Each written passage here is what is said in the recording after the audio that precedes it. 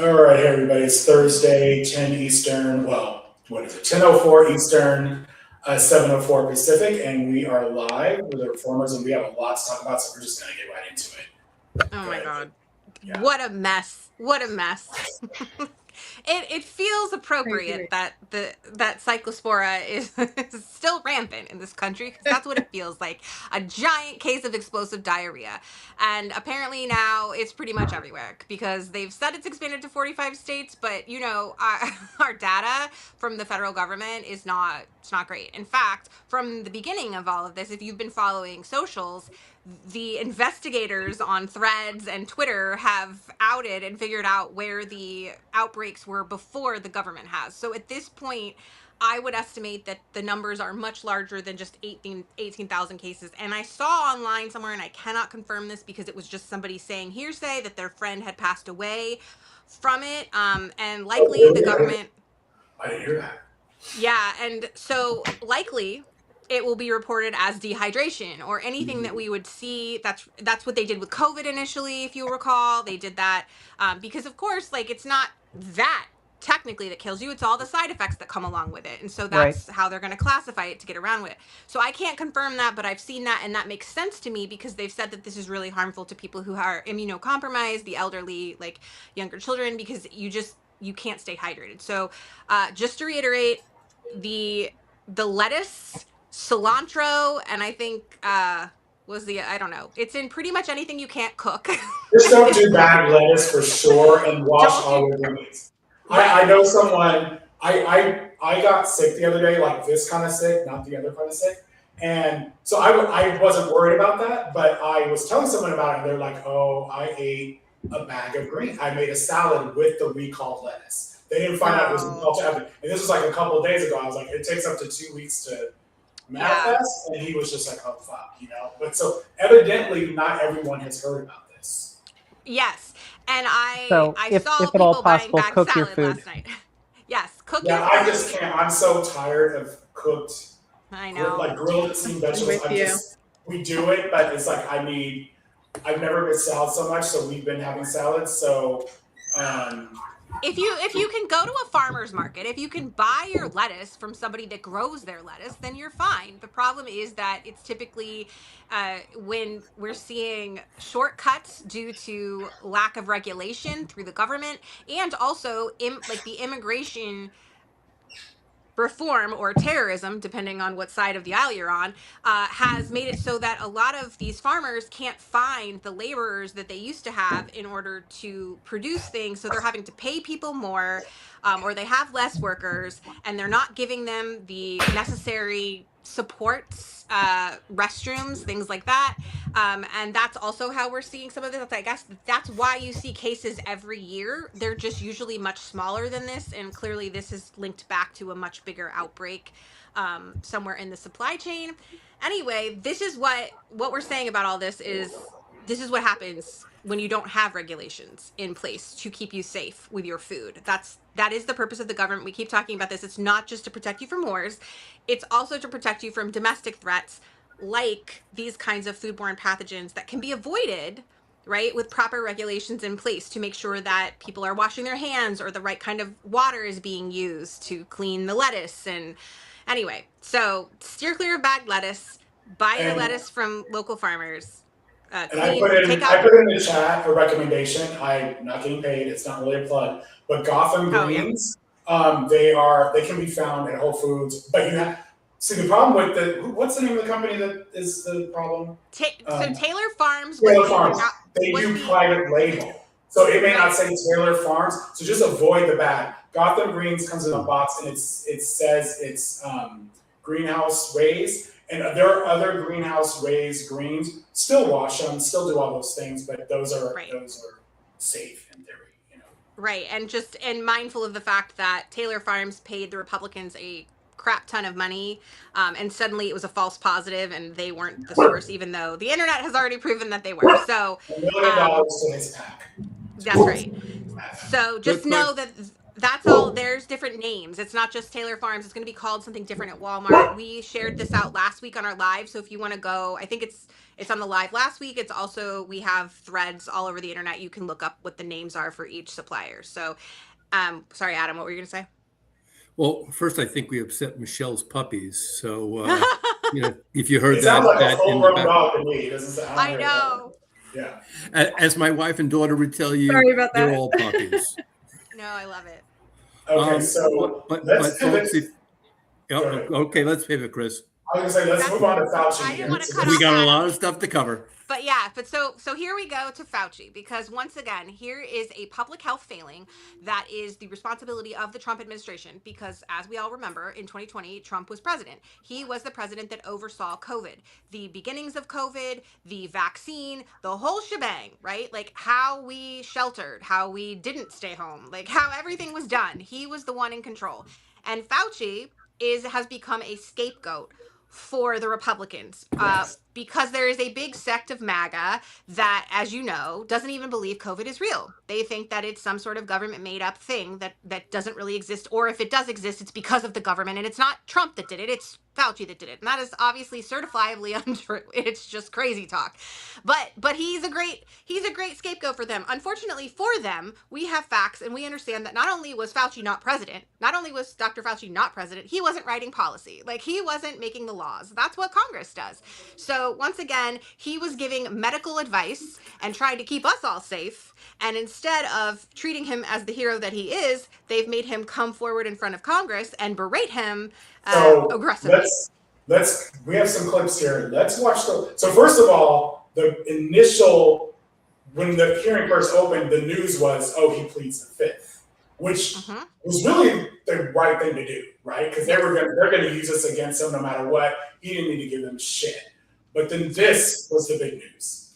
Do you think you were for doing that? Your advice to communities like that, to idiotic politicians who enforce those rules, arrested that mom for watching a football game with her own family outside. When that story broke, I said to myself, I cannot stand idly on the side and watch this happen.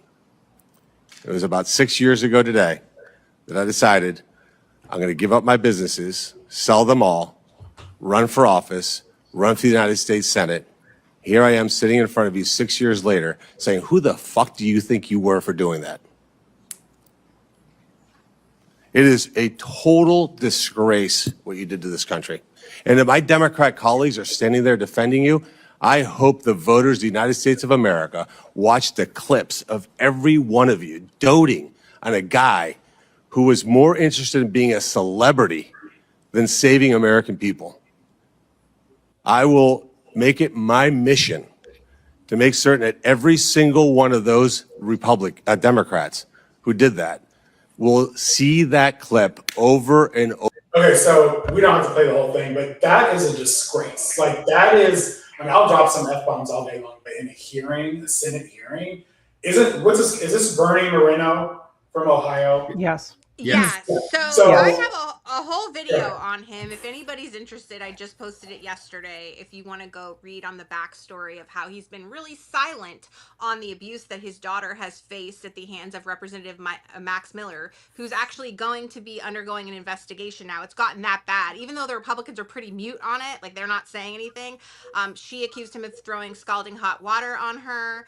And their 2-year-old was also injured, I think had a collarbone fracture. So it sounds pretty heinous, but he's been not a whisper of condemnation for that. Meanwhile, he has all these complaints for Dr. Fauci, who's, by the way, been in public service since 1984. This man was Look what he around. did for AIDS, the AIDS epidemic. Reagan didn't listen to him during the AIDS crisis, and they also made that political as well, and lots of people died because of it. And it became a much more rampant epidemic than it might have been if they actually supported him and what he wanted to do, and other people in the medical community that had, apolitical ideals. But as we know, the Republicans want to make everything political and the way that they say we do. So this is to the detriment of our health and our public health system, unfortunately. And Dr. Fauci will be remembered as a public servant, but he is a comfortable scapegoat for the Republicans and their agenda. If they can make him look like the evil person, then maybe we won't talk about the failings of this administration and the fact that they are, in fact, enlarging their bank accounts using our tax dollars, using our government, using our system to make themselves and corporations richer, while we all struggle. And, would now be a good time too to talk about how many congresspersons, representatives, senators invested in the pharmaceutical company before this all happened? Please do. Trump did his little Operation Warp Speed. Yeah, I'm blown away, and the whole little theatrical performance of Marino is really disturbing to me. I've read Fauci's book. It's amazing. He talks about what he did during the AIDS epidemic. And let's just say, I know folks who passed away back in the day. There were a lot of people that were lost. It was unbelievably out of control. And he was the person, he was the reason that people started to care about it and did something and made a difference. In the gay community. So 100%. This is just part two. It's part two. Moreno also, I don't know if you guys remember a couple weeks ago when the Canada wildfires were going, he also wanted to sanction Canada for that. The people that came and flew water over to help us when we had wildfires, they wanted to he was aggressively going after Canada, even though it's our environmental policies that have likely caused a lot of this, right? So there's that. But also a story broke today, I believe, or late yesterday, that some of Dr. Fauci's private diaries that were released showed that Katie Miller, wife of Stephen Miller, had called him a lot, calling Dr. Fauci for help and medical advice and assurances because she had a COVID pregnancy. It's all a scam. And she was freaking out. And he apparently talked her down off a cliff. Like, she had a panic attack on the phone with him. Like, he documents this in his diary.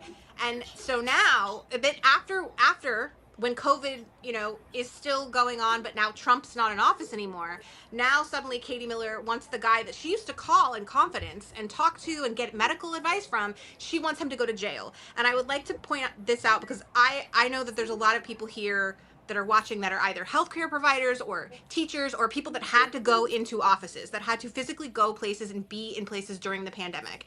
And as a mom who had a newborn, and really, really worried because we didn't know what it would do to babies at that point, I'd like to say a big fuck you to Katie Miller, because once again, here we have Republicans taking advantage. Can you imagine if you had Dr. Fauci on the phone in the middle of COVID and you could call and ease your anxieties, and then to turn around and use him as a political scapegoat, as a way to sell your propaganda? That's one of the most vile things I've ever heard. And I know that we keep saying the bar is in hell, but somehow they keep finding a way to make it lower than that. And she said today that only narcissistic men have journals, like Fauci, Dr. Fauci. So anyway, that's... So what's his face? Levin on TMZ. He did a monologue on it, or whatever you want to say. Should we play that? Yeah. Let's do it. I have not used TMZ's YouTube channel to vent personal feelings about issues, but I'm going to do that today. Watching Anthony Fauci before a congressional hearing taking the Fifth Amendment is just one of the most heartbreaking things I have seen in government in my lifetime. And this is something we need to reckon with. That I'm going to say up front, I have problems the way the CDC handled COVID. I think that they did damage to children, to adults, and I don't think they did it maliciously. I think they did it because they were using their judgment and were overprotective, and I think at times overstated things they said they knew but really didn't. And I have personal problems with the way that COVID was handled. That said, Anthony Fauci, over a period of decades, has been an amazing public servant. In the 80s, I had many friends who died of AIDS, a horrible, painful death. And I had friends who lived because of Anthony Fauci, because he was willing to look at experimental drugs in a different way than they had looked at them before. And that really resulted in lives saved. And he has done so many other things in his career to thwart epidemics, to save lives, not just in the United States, but all over the world. He has been a dedicated public servant who could have made a lot more money outside of government than inside, but he stayed. And now we are at a point where members of Congress, and yes, you, Rand Paul, are on a witch hunt. And the best I can say for Rand Paul is that he's being really honest. I mean, he has said now over a period of years, he wants Anthony Fauci in a jail cell. He has said it out loud. He wants him in a jail cell. That's the point of this hearing. That's why they're doing this. They want to take something that Anthony Fauci says and then claim it amounts to perjury, and they want to prosecute him, they want to convict him, and they want to throw him in prison. That's the point of this hearing. There is no other point of this hearing. There could be. I mean, there are things they could certainly ask him, but he can't answer. Because if he answers, it doesn't matter what he says. You know, if you can prosecute somebody for frickin' seashells on the beach shore, then you could certainly prosecute somebody for what they say in a congressional hearing. And that's the climate we're in. We are in a Senator Joseph McCarthy climate where there is such fear that people have, and legitimate fear that they'll end up in prison for what they say, no matter what it is, if they are on the wrong side of somebody in Congress or the administration, that they have been silenced. And that's where we are right now. We are in Senator Joseph McCarthy territory. And the idea that you have to watch this man take the Fifth Amendment, and again, I will say that I disagreed personally with some of the CDC decisions. Absolutely, I did. That said, he's a public servant who worked for us and saved lives for decades. And we are turning him into what Rand Paul wants to be, a criminal.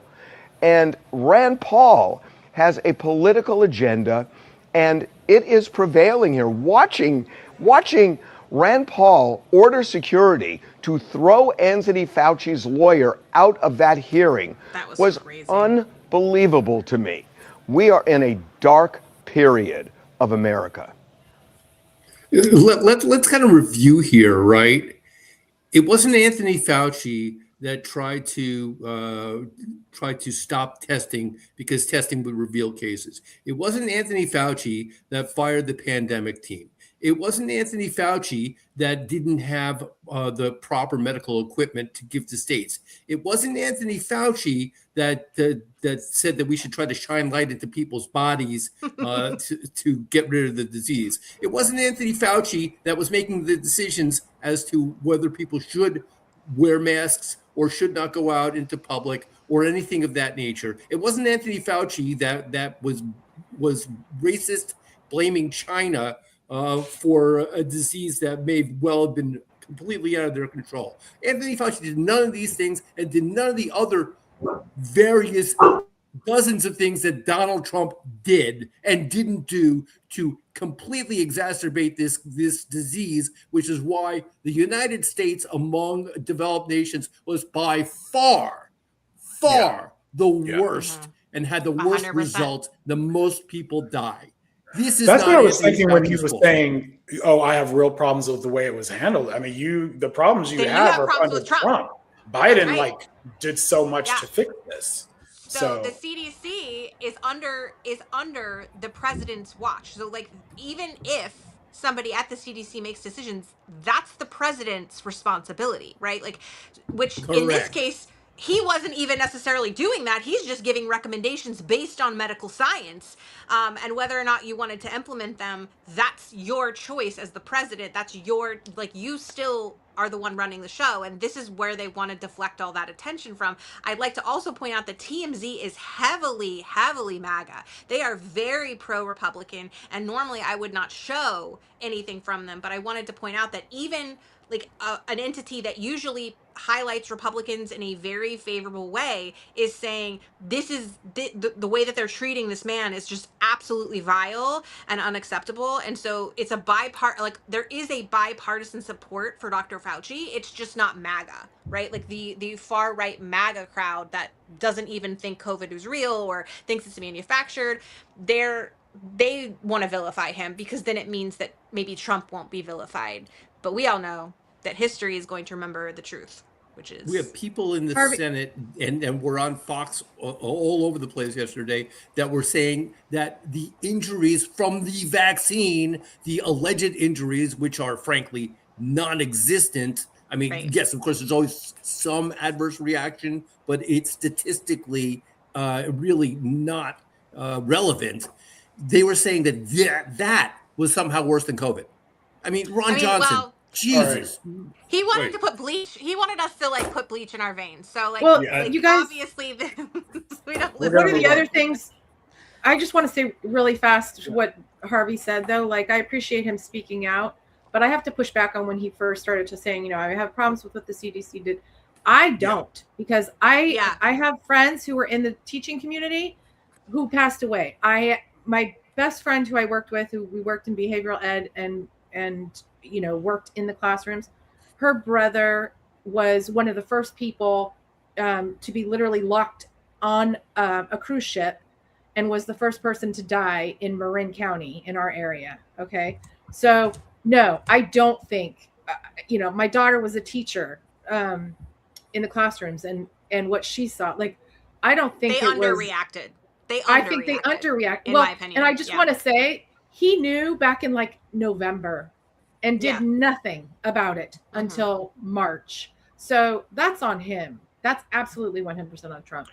Yep. And I think the thing that has to, you know, the miscalculation, I'll put it this way, the miscalculation on Republicans' part, MAGA's part, is that most people were touched by this. Most people have, like Michelle, you have friends. I have a friend that passed away, friends that got sick. I got COVID. It was not a conspiracy. Like it was real. And I never, ever thought Fauci, I think most people in their right mind never would blame him for this. Like we heard misinformation from Trump, and that's the truth. So we're going to move on to Flock. I'm going to put in the chat some information about it, if it will go. Maybe it won't go. And Flock then of seagulls?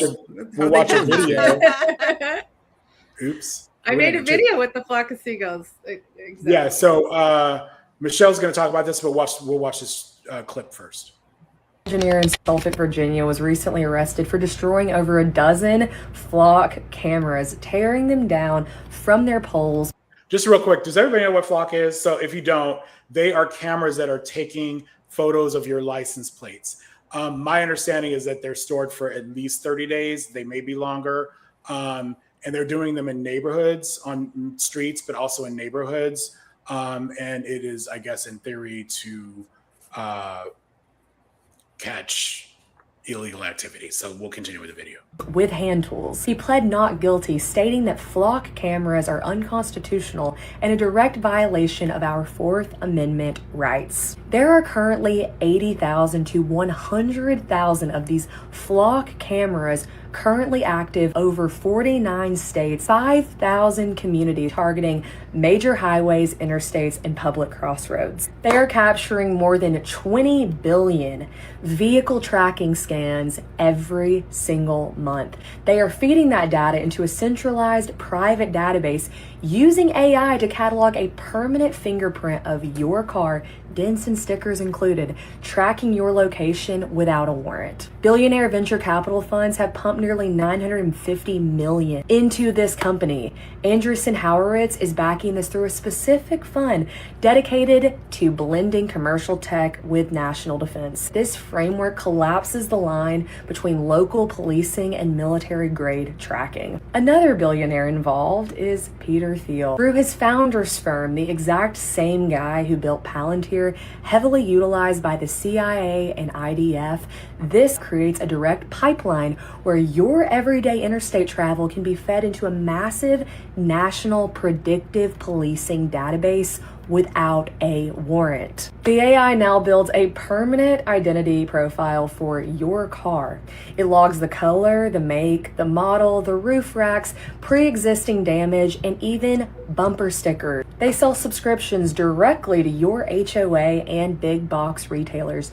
Your community didn't have to vote on this tracking network. Private entities bought it, and by default, that data feeds straight into law enforcement networks. And because this network is nationwide, your location data doesn't stay local. Federal agencies can pull your data without a warrant, and states are already using it to track citizens across state lines. And this isn't about safety. It's a privatized multi-billion-dollar surveillance state being built and dodging the U.S. Constitution. All right, Michelle. Yeah, All so yours. she did a really great job of kind of, just summarizing all of the key talking points around it. That map you see right there, so she was saying there's approximately, 80 to 100,000. There's close to 130,000 now. And if you can look at that map and you see all those dots, I want everyone to imagine that every single dot has the ability to connect to every single other dot, okay? So they're like, oh, it's our local community, it's our local neighborhood. So what they're doing is they're leasing the services to neighborhoods. So somebody might be like, oh yeah, I want to protect my home and whatever. Guess what? Our national, the Department of Homeland Security has access to that camera, to the flock cameras. So there's been a lot of pushback. And what is happening is people are saying, well, we don't want this in our neighborhood, right? So I want people to pay attention, because they are doing this, they're just doing sort of a bait and switch, right? Where they're saying, okay, we don't want flocks in our neighborhood, we're going to cancel the contract. Okay, that doesn't mean that flock still doesn't have access, okay? So I want to touch on the fact that California and Virginia both have laws against ICE and DHS gaining access, okay, to our flock systems. But here's the thing, just say that they still new? do it. That's new based on Yes, Because but they're Young still Kid doing was really it. into that. Yeah. Mm-hmm. Yes, they've been caught. They're still doing it. They're still. It doesn't matter if there's a law or not. I think there's The a law lawsuit enforcement that were just- already doing it yeah. before, and so they're still doing the practice. Yes, There's and not so enough So- there's oversight. When you see these There's cameras, extreme that- abuse. it's not to be confused with the speeding or the red light cameras. These are usually the ones I've seen are like smaller, and they're at different signals, but they're not the ticketing kind. Correct. And so what is happening though is there has been a huge abuse of these systems by law enforcement for personal use, for stalking, for one of the things that's happening also is they're saying, oh, it only stays on record for 30 days. There are places that actually have contracts up to 180 days. And if sometimes, depends on your area, sometimes longer. So there's been conversations around like LA, that LA is saying, no, we're not going to, we're dropping flock. Technically, that's not what's happening. Their 3-year contract expired like July 11th or something. I think it was July 11th. But they are renegotiating and trying to sort of hold on to it. So the next thing that's happening that I really want to bring up and want people to realize is that the folks who are complaining about flock and they're saying, oh, well, we don't want it. The municipalities are saying, okay, fine. So what they're doing though, is they're replacing it with Axon. Okay. Axon is worse. Okay. It's also the company that Trump invested in 2 to 3 days before he gave them a $200 million contract for, I believe it was, I don't know, stun guns or cameras. I can't remember what it was, police cameras. So he's benefiting. He is absolutely 100% financially benefiting from this. The scariest thing about all of this, though, is that Axon has ties to other foreign, in that video, she talked about IDF. There is a connection with Axon to a former Israel prime minister, Epstein, and Blackwater. So this stuff is deep, you guys. I can't touch on all of it tonight, but the last thing I want to say, the last thing I want to say about the fact that our Fourth Amendment is literally being just attacked right now with this, because they're finding all these little weird loopholes, right? Which they love to make for law enforcement, let's be honest. Right? Like they do. The thing that I just want to kind of end with tonight about this is that Flock also, I have to tie it in. Flock requires, because I've gotten a lot of pushback from people when I post about it, where they go, oh, it's just a camera. It's just no, they're saving all of this data. Guess where they have to save it? In a data center. And they are the biggest data centers. They're located. I can't find an address. Well, this is AI it's doing security, all this. right?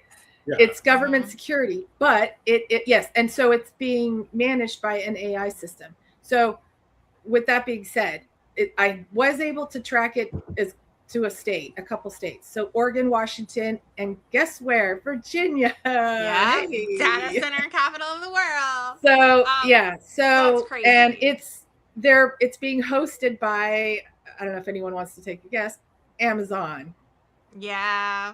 The AI data centers are being hosted by Amazon. As we transition into the White House Correspondents' Dinner, this is just a good rule of thumb for everybody to remember. When we say money is the root of all evil, like that's not just a saying. That's intentional, and it should be applied to everything this administration is doing. So anytime they get up and say something or make policy or feel really strongly about any kind of issue, they probably have bought stock in it. They have some kind of personal connection or investment to it, and that's why they're all making profits. If they're not making profits, their friends are making profits, who are then going to buy back into something else that they own. Like that's how this incest is happening. Yeah, but let's be really clear too. This is like data centers. This is one of those things that Republicans literally hate the most, right? Is their privacy being well, that's what I was thinking. Upon. Like this whole thing so is like this is a bipartisan problem. Yeah. So all right, so we're going to move on to the White House Correspondents' Dinner, and that I had forgotten. I don't know about you guys, but I forgot that we were having another one. I forgot that, and I forgot that it happened after I saw it. I was like, "Oh my god!" Yeah, so this was still from the first one where Trump was allegedly they attempted to shoot him or whatever. But I have this clip, and I think this sets it up pretty nicely because there's some information here. And let's just say Trump is kind of a one-off, or unique. Some new security measures after a gunman stormed the ballroom during April's dinner in an attempt to take the president's life. The threat environment is up 40% year over year, with 10,000 threat investigations since January. Since 2024, there have been 6 attempts or planned attempts on the president's life, including that shooting in Butler, Pennsylvania, the Iranian murder for hire plot, the attempt on his life in West Palm Beach, of course, the Correspondents' Dinner in April, the UFC. So I'm just pausing for a second. There are 6 attempts, and we're a year and a half in now. In fairness, one of these was before he was inaugurated, but I think he's the one of a kind there. Like I don't remember any other president getting this many attempts. I could totally be wrong, but this is not that was reported anyway. Like, Yeah. not that they Freedom told to us. Yeah. 50 plot and the Iranian assassination plot that was uncovered this month. Back in April, the Secret Service officer Victor Gonzalez took a bullet to the vest when the gunman Cole Allen stormed the checkpoint carrying a pump-action shotgun, a handgun, 2 knives, 4 daggers, and ammunition. Tonight, Officer Gonzalez will be recognized for his bravery and his service. He's receiving an award from the WHCA. Also attending the dinner tonight alongside the president, White House Press Secretary Caroline Leavitt, Acting Attorney General Todd Blanche, FBI Director Kash Patel, Education Secretary Linda McMahon, Interior Secretary Doug Burgum. Okay, we don't have to watch the rest, but there was a couple moments during this that I think one of them was when he was praising Caitlyn. Not really, but here. Collins, Oh my God. on receiving her award, it was all about me. It's a fake. She shouldn't get the award. It was a fake, but I didn't mind. I said, Caitlyn, congratulations. But it was fake. There's no question about it. But she's a young, attractive woman. She never smiles. I said, Caitlyn, do you ever smile? Smile. You have a nice position. You're at CNN Fake News. You should be a happy person. So smile, Caitlyn. Just smile. But we attack, and I thought Caitlyn had really made it big with a major new sponsorship. But then I informed her that it wasn't her on the Bud Light can. It was Dylan Mulvaney.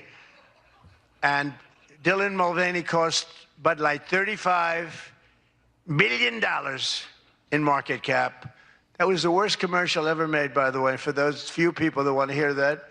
Most people don't care, but I would. I wouldn't want to hire Dylan anytime Just soon. rambling on, so we can stop there. But I mean, he's berating her, insulting her. She's there to get an award. A lot of people were like, where do you guys come out on this? Because a lot of people are like, why are you going to this? I said that this was the most work he's ever done to make the leap from Caitlyn Collins to hating trans people. That was like a really big stretch to get there. But that's what it looked like he wanted to do. I also think that he was trying to suggest that she looked like she might have been like a trans woman, right? Because again, they think it's a dig. They love being transphobic. So they love trying to say that women look like men, or like that women who look like men are a bad thing. Like they have such a problem with androgyny. Maybe he's confused with Caitlyn Jenner. I don't know. I mean, I'm saying like it could be any of those, like any of those things legitimately could be true, but it's all rooted in their hatred for trans people. And so that, I think it was like intended to be a dig, but nobody got it because like, Yeah, I think I just figured. I mean, I've seen this clip before, but I think I just figured it out now. They're both white women with brown hair. Yeah. And I think that he was saying that Caitlyn Collins looks like Dylan Mulvaney. So, that was I mean, that's supposed to be some sort of an insult, I guess. By the way, Donnie the Insult comic brought his entire entourage, and he still couldn't get any laughs. But you know, whatever. The whole night, it was really clear. He has no. I mean, he should have been timing. embarrassed. Yeah. There is a reason. There is a reason why most comics are liberal leaning. You have to have some empathy, and comedy comes from punching up, not down. Right. It's famous interview. Punch down have quicker wit than he does, wouldn't you say? I feel like, I don't know. I thought it was like a hot tub time machine comic. Like somebody, his speechwriter came from 2016, because that was the other thing, was it didn't make sense. The insults he was making about Elizabeth Warren and Pocahontas, because, you know, again, like he loves to hate on indigenous people as well. Like it was just basically, as Chris just said, punching down and hitting all of these marginalized groups, but it wasn't current. It was like old material. And I suggested, He has and I don't dementia. know, I Like, think it's because Jesus on. he goes to the speechwriters and he lobbies for what he can talk about, and they say, Well, that's what it okay, seemed like. It because seemed they like he know was that's what he taking knows about. old jokes Yeah. that were not current. Like, you Because know, that's all was he not- knows. That's what he can do. and And I don't think like, he on was the- using a proper speechwriter for this. Or certainly not a comedic. No, one. not, So not at Caitlyn, all. I don't know if you guys saw this, but she was on the Daily Show. So we have a clip of that. I thought she, and here's what, I don't know about you guys. I was not always like that on board with her, because I felt like in Trump's, was it his previous term or even earlier this term, she was almost like a stenographer. Like she would read off whatever he was saying, even though they weren't true, like during COVID and all that stuff. And I was just like, but she's so much better now. Like she pushes back. And of course he berates her. You remember where she comes from, right? Tell She us. started off in the business working for Tucker Carlson's outlet. That's right. I did remember, somebody reminded me last week of this, like, and I've forgotten that. I'm going to be on record saying I'm still not her biggest fan. Like, I'm not going to me over neither. her, because I But do you know feel what? like she's got a lot of room. A lot of she people could are improve struggling on right this. now. Like a lot of these, I mean, I will give White House correspondents a little grace here, because you ask a question and you're going to be bitch slapped. You know what I mean? Like, I don't care, especially if you're a woman, and especially if you're a woman of color. Like we see it every time. He's extremely misogynistic. And anyway, Women of color get all the passes. Yeah, 100%. yeah. So I'm not giving him a total pass, but I'm just saying it takes some guts to like sit through that. So here she is on the Daily Show. How was your weekend? What'd you do? Anything fun? It was good. It was quiet. What's quiet? No, it wasn't. Was that was Friday night? Yeah. There are times when I watch him and I think to myself, this can't be real. Like, this can't be America. America, you've heard of us. We're great. Been here. You've been here for 34 years. Yes. We're number one. We're the best. That guy runs us? What? In the room that night, did it feel surreal? Was he bombing as hard as it appeared on the TV? You know, I've covered Trump for 10 years. And so I've listened to pretty much all of his speeches for 10 years, with very little exception. And so I actually think it's helpful for other people to be able to listen to them in their entirety, which people really don't that much these days. In the room, I think I was not surprised when he insulted me. That happens pretty regularly inside the Oval Office. Yes. This was just a bigger venue where it was happening. What was most surprising to me was the room was filled with a lot of his staffers, his cabinet, his allies, Republicans in Congress. It was so quiet in the room during the president's remarks. Because of how much they respect him. Who's to say? I thought that was hilarious. And then this happened. My intention to run for a fourth term as president of the United States. I will be doing that. I will be having an official. In fact, I think I have. Yeah. I won 3 times. Now I'm going to do it again. Thank you. I'm going to do it. Should be easy. I'm getting very good at running for president. No, I won 3 times, did very well the second time, by the way. It's a rigged election, but we don't have to talk about it. You know, it's interesting when you come back and you do a good job like we did, and you don't care about it so much, but we do have to tighten up these elections because they really are in seriously bad shape. But on a serious note, I want to say once again, I just want to thank you all. All right, so He is as what are y'all? subtle I know as you guys have rotting something to say meat. about that. Like, as subtle as rotting meat. Like, it's just so I didn't see fatly I didn't see that transparent. as funny. I saw that as like, No. this man is delusional and he's actually running our country. And then Yes. let's talk Like, about the fact what that he didn't even just say a the- third term. He said a fourth He said a term. In fourth. other words, he already won the one he's been Right. saying that that he Yeah. that he won. He's actually counting that as a number. So this is just I think we should make fun of this a little bit, although it wasn't funny. The We still lack have a of laughs constitution. and responses were funny. The fact that Yeah. The normally silence we would was have heard pretty funny, cheers, yeah. but we heard like nervous laughter. Like people were nervous, like they were like, "This isn't funny and it's embarrassing." Like the people who were supposed to be his biggest supporters couldn't even muster what used to be cheers, right? Like, and now it was like, like right. It was I heard cringe it. the whole night. It was it was terrible, and they were embarrassed, and whether they acknowledge that or not, you could hear it in the crowd. So I don't think you take this as a joke. I think he intends to do it. They're planning on stealing the midterms. I mean, I think that like how far they get is debatable, but I think they are doing I'm not saying they're flipping ballots and that kind of thing, but they're chipping away at our confidence in our elections. They're trying to intimidate folks. They will intimidate people at the polls. All these little things add up, and they're just doing it all. We have some other things to talk about when we come to midterms in a later segment. But this post from Georgia anti-fascist who was QT'd by National Park Service, I thought this was a good point. So if you guys know about this, if you can comment or on this, I'd love to hear it. Let us be clear. If Trump does indeed run for a third term, and if he runs unopposed by the GOP, meaning if he's the nominee, if they nominate his ass, his Democratic opponent automatically wins. Every vote cast for him is thrown in the trash because every vote cast for him was a cast for an ineligible candidate. Donald Trump ceases to be president at noon on January 20th, 2029. What do you think of that? Because I thought that was brilliant. I don't know. Technically, he could be in office for 10 years. Technically, when Colorado tried to keep him off the ballot for insurrection, that was deemed to be not constitutional by the Supreme Court, and that it had to be Congress that would do that.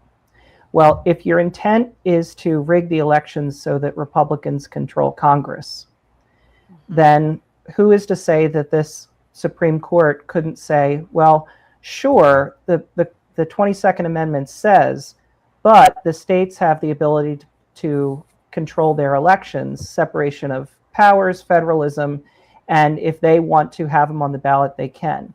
And if you think that's insane, then we just had a 5-4 essentially decision where 4 Supreme Court members said that the 14th Amendment did not say what it absolutely says. So I don't think it's very tinfoil hat to think that were it to come to the Supreme Court, that they would create a rationale out of whole cloth to why he would be eligible to run. I think it's all in the hands of Congress. And I think we just saw today, and I was telling Chris about this in a voice memo, I think we saw with the Todd Blanche thing and the way that that's rolling out, which we'll talk about later, but like just in general, I think it's Congress is the one thing that they haven't found a way around. Now, up until now, they've had the majority and there's been a lot of like, in weakness and refusal to stand up to him.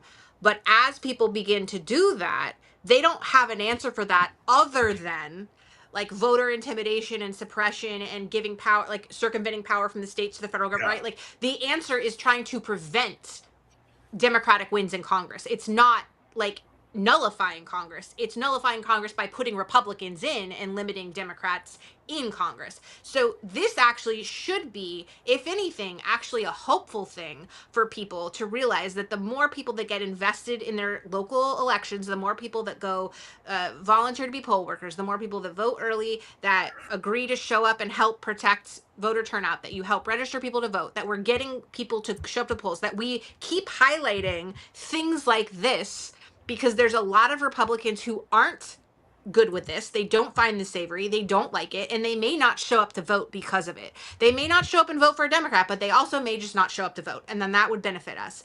And so I really do believe that at the end of the day, yes, we need to be talking about this absolutely 100%. I don't believe the Supreme Court is on board for us at all. But I do think that if we can find a way to prevent the SAVE Act from passing and all of these things that they're trying to do to prevent voter turnout, if we can have high voter turnout, if we as Democrats can win solidly, I think we can nullify, or we can at least make him lame and limp coming through those last 2 terms. And this is why they wrote Project 2025 in the first place, right? Was because of the fact that the first time that's what the Democrats did. And they're like, how do we prevent that? I know, let's do all of these things. And if we have a majority, we got it. And that's what happened, right? So Yeah. I just don't think he plans on leaving. I just don't think. I don't disagree with that either. With what he's doing to the White House and DC, this is not something that midterms, someone would do if they're planning on leaving in a year and a half or 2 years. With the midterms, I think he knows he's in trouble, and I think he's 10 toes down, and he's doing all the things he can right now in DC to ensure his space there is protected by all means necessary. And the Russell votes and all the people are putting ideas in his head to try to get as much policy done in the meantime that they can get. Yeah, that they I can mean, get I accomplished. read Project 2025, y'all. That's where I'm coming from. Like, I don't see him wanting to. If we win the midterms, if we get the majority, both the House and the Senate, and he's impeached, and it's a done deal, I don't think he's going to leave peacefully. He will not be removed quietly. He will. I agree. The whole January 6th thing was just I feel like, it a was preview. A preview of coming attractions or distractions or terrible things. I agree with you. So there is an argument to be made that the 14th Amendment does have ambiguity because it says all persons born in the United States and subject to the jurisdiction therein or thereof. I can't remember which. Thereof. Thank you, Chris. I thought it was thereof. And I'm the lawyer, by the way, and Chris is not, but but he's the teacher, so there you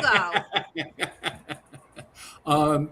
So at least there is an argument that the 14th Amendment does have some ambiguity. No ambiguity exists in the 22nd Amendment. No person shall be elected to the office of the president more than twice. Now, we all know the Supreme Court is a MAGA 6-3 and corrupt on top of that. But I don't see how, and believe me, I have seen. They'll find a way to appoint him. And I have seen Supreme Courts twist constitutional provisions and laws in ways that I wouldn't have thought imaginable. By the way, I've seen them do that both for Democrats and for Republicans, but I don't see how you twist that. The bigger problem, I think, is that he causes some emergency, quote unquote, to occur and stay in office. Mm-hmm. I agree. I think the Iran war is going to carry on.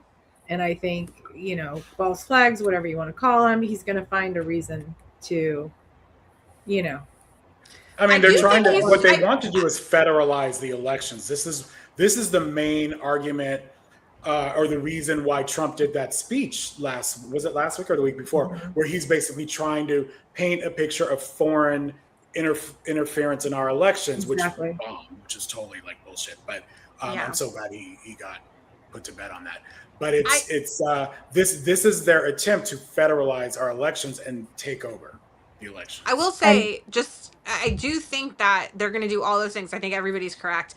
But I think that they are having trouble manufacturing the kind of the level of like threat that would require that, because they've already done this for so long. People are fatigued, and now they're like, so what, we're going into another country and bombing them, oh well, right? Like, it's like we're getting to the point where even people are like, I mean, whatever, dude, next. And I don't think that they have the same attention from the public that they did 2 years ago. Like I think that we're all so numb and we're all so frustrated and the economy's so bad and like there's just so many bad things that it's going to take. I'm not saying they can't find it and I don't want to challenge them, okay? This is not a challenge. I don't want to do that. Let's be clear. But to Adam's point, like I agree, but I still feel like they have weird ways of finding ways in, but I also want to say I do think the one thing we have in our favor is that the American public really is tiring of this. And while they may try to do it, they're not going to have the support publicly that I think that they would need to really succeed in that. That doesn't mean there won't be some challenges, some I don't know what it looks like, but I agree. He's not going to leave peacefully. If you give him 2.5 more years, how much more of the military leadership is stripped of anyone that has any feelings of negativity towards him? If you give him 2.5 more years, how much is ICE ramped up to be not just immigration enforcement? If you give him 2.5 more years, and especially considering that we're heading into census territory, like how many things can he rig in that regard? That's true. I don't think we're being creative enough in our thinking because we're not nefarious people. That we are not thinking of failure of imagination. We're not. That's true. We're not thinking of all the things that are possible, and I trust that they are. But also, so there is a doomsday plan. He might die. That I don't know if we're hitting on tonight. I can't remember, but we will hit on that in the manifest. So let's just hit. Speaking of death, Lindsey Graham's. Look at that transition. Now we're gonna hit. So Lindsey Graham's funeral was this week. I promise we are not going to be playing any videos of people saying wonderful things about this man. But there were some things from this service that went viral. And so we're going to show a few of them. What videos would that have been of people saying wonderful things about this man? Were there wonderful things to say about him? I don't know, Adam. We're not playing them tonight. That's for sure. No, so this one was just, so this is a Secret Service officer. And they, this is the moment when the diaper Trump let loose. Right? Someone called it cinema. They called it cinema. I mean, I feel sorry. He's going to be off the presidential detail. Look at the relief, though. Look at the relief on Trump's face. He's like, "Oh yeah, that was good." Exactly. This other one's funny. Casey sent this over. In the assurance of eternal life, given it First of all, I want to point baptism. out that he did not have an easy time getting up there. I don't know if you No, he did not. noticed that was a struggle. In the assurance of eternal life, given at baptism, let us proclaim our faith and say, I believe in God, the Father Almighty, creator of heaven and earth. I believe in Jesus Christ. You don't know where he's holding the pamphlet the right way. That's a win. I pointed this out. I was like, I came from an era where this would have ruined your political career if you were a Republican, because it's like there's zero reverence for what's happening right there. And it used to be you had to be religious to be a Republican in office. It's not even reverence. He has no clue. No idea what's going on. I don't know if I'm sure he's been at a funeral, but maybe not a religious one. I have no idea. Yeah, but I'll be right back. I'm going to go grab some Tums because this is literally making me nauseous. Okay, next clip. We're moving on here. This is funny too. Don't have any lettuce, Michelle. Watch what he's doing. I mean, is he trying to say Grady Vance has bad breath? He's trying to get in the TikTok. But why? That's what he was trying to do. It's a TikTok. I guess he's being polite. I don't know. Well, he dropped the first one. There's a lot of times it's easy. It's easier to bow out. It's easier just to go a different way, the path of least resistance. But he stayed the course. He doesn't know how to What behave a at a mess. funeral because he's never had any true friends. He's never No. had anyone that he's loved. He's never felt loss. He can't He's a act. narcissist. He can't act properly at a funeral because he's never acted properly at a funeral with normal human emotions because he doesn't. He's not capable of them. This other clip, I think this is our last one. Ability to light.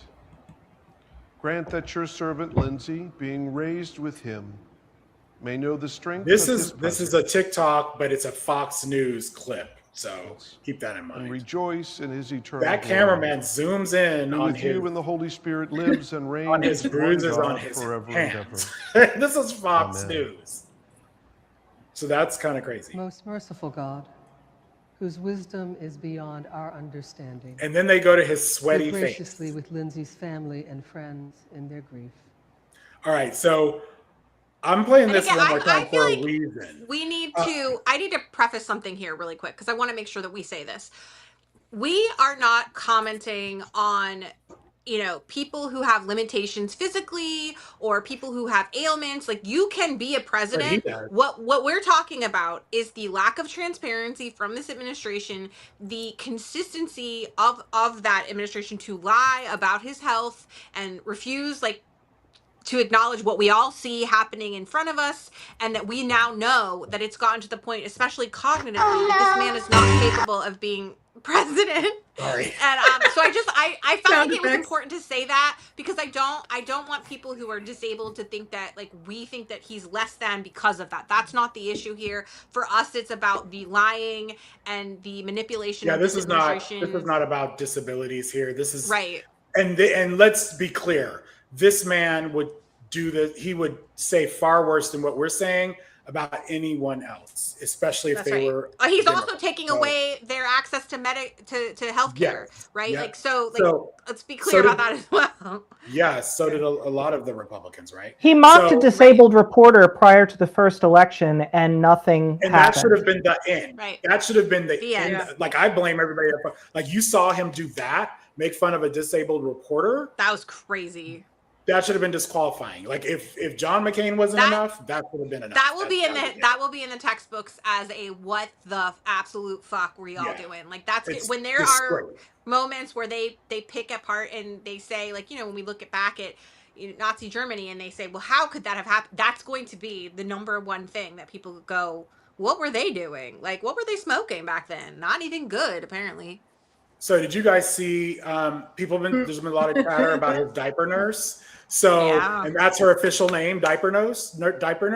So this shot was at the Dignified Transfer.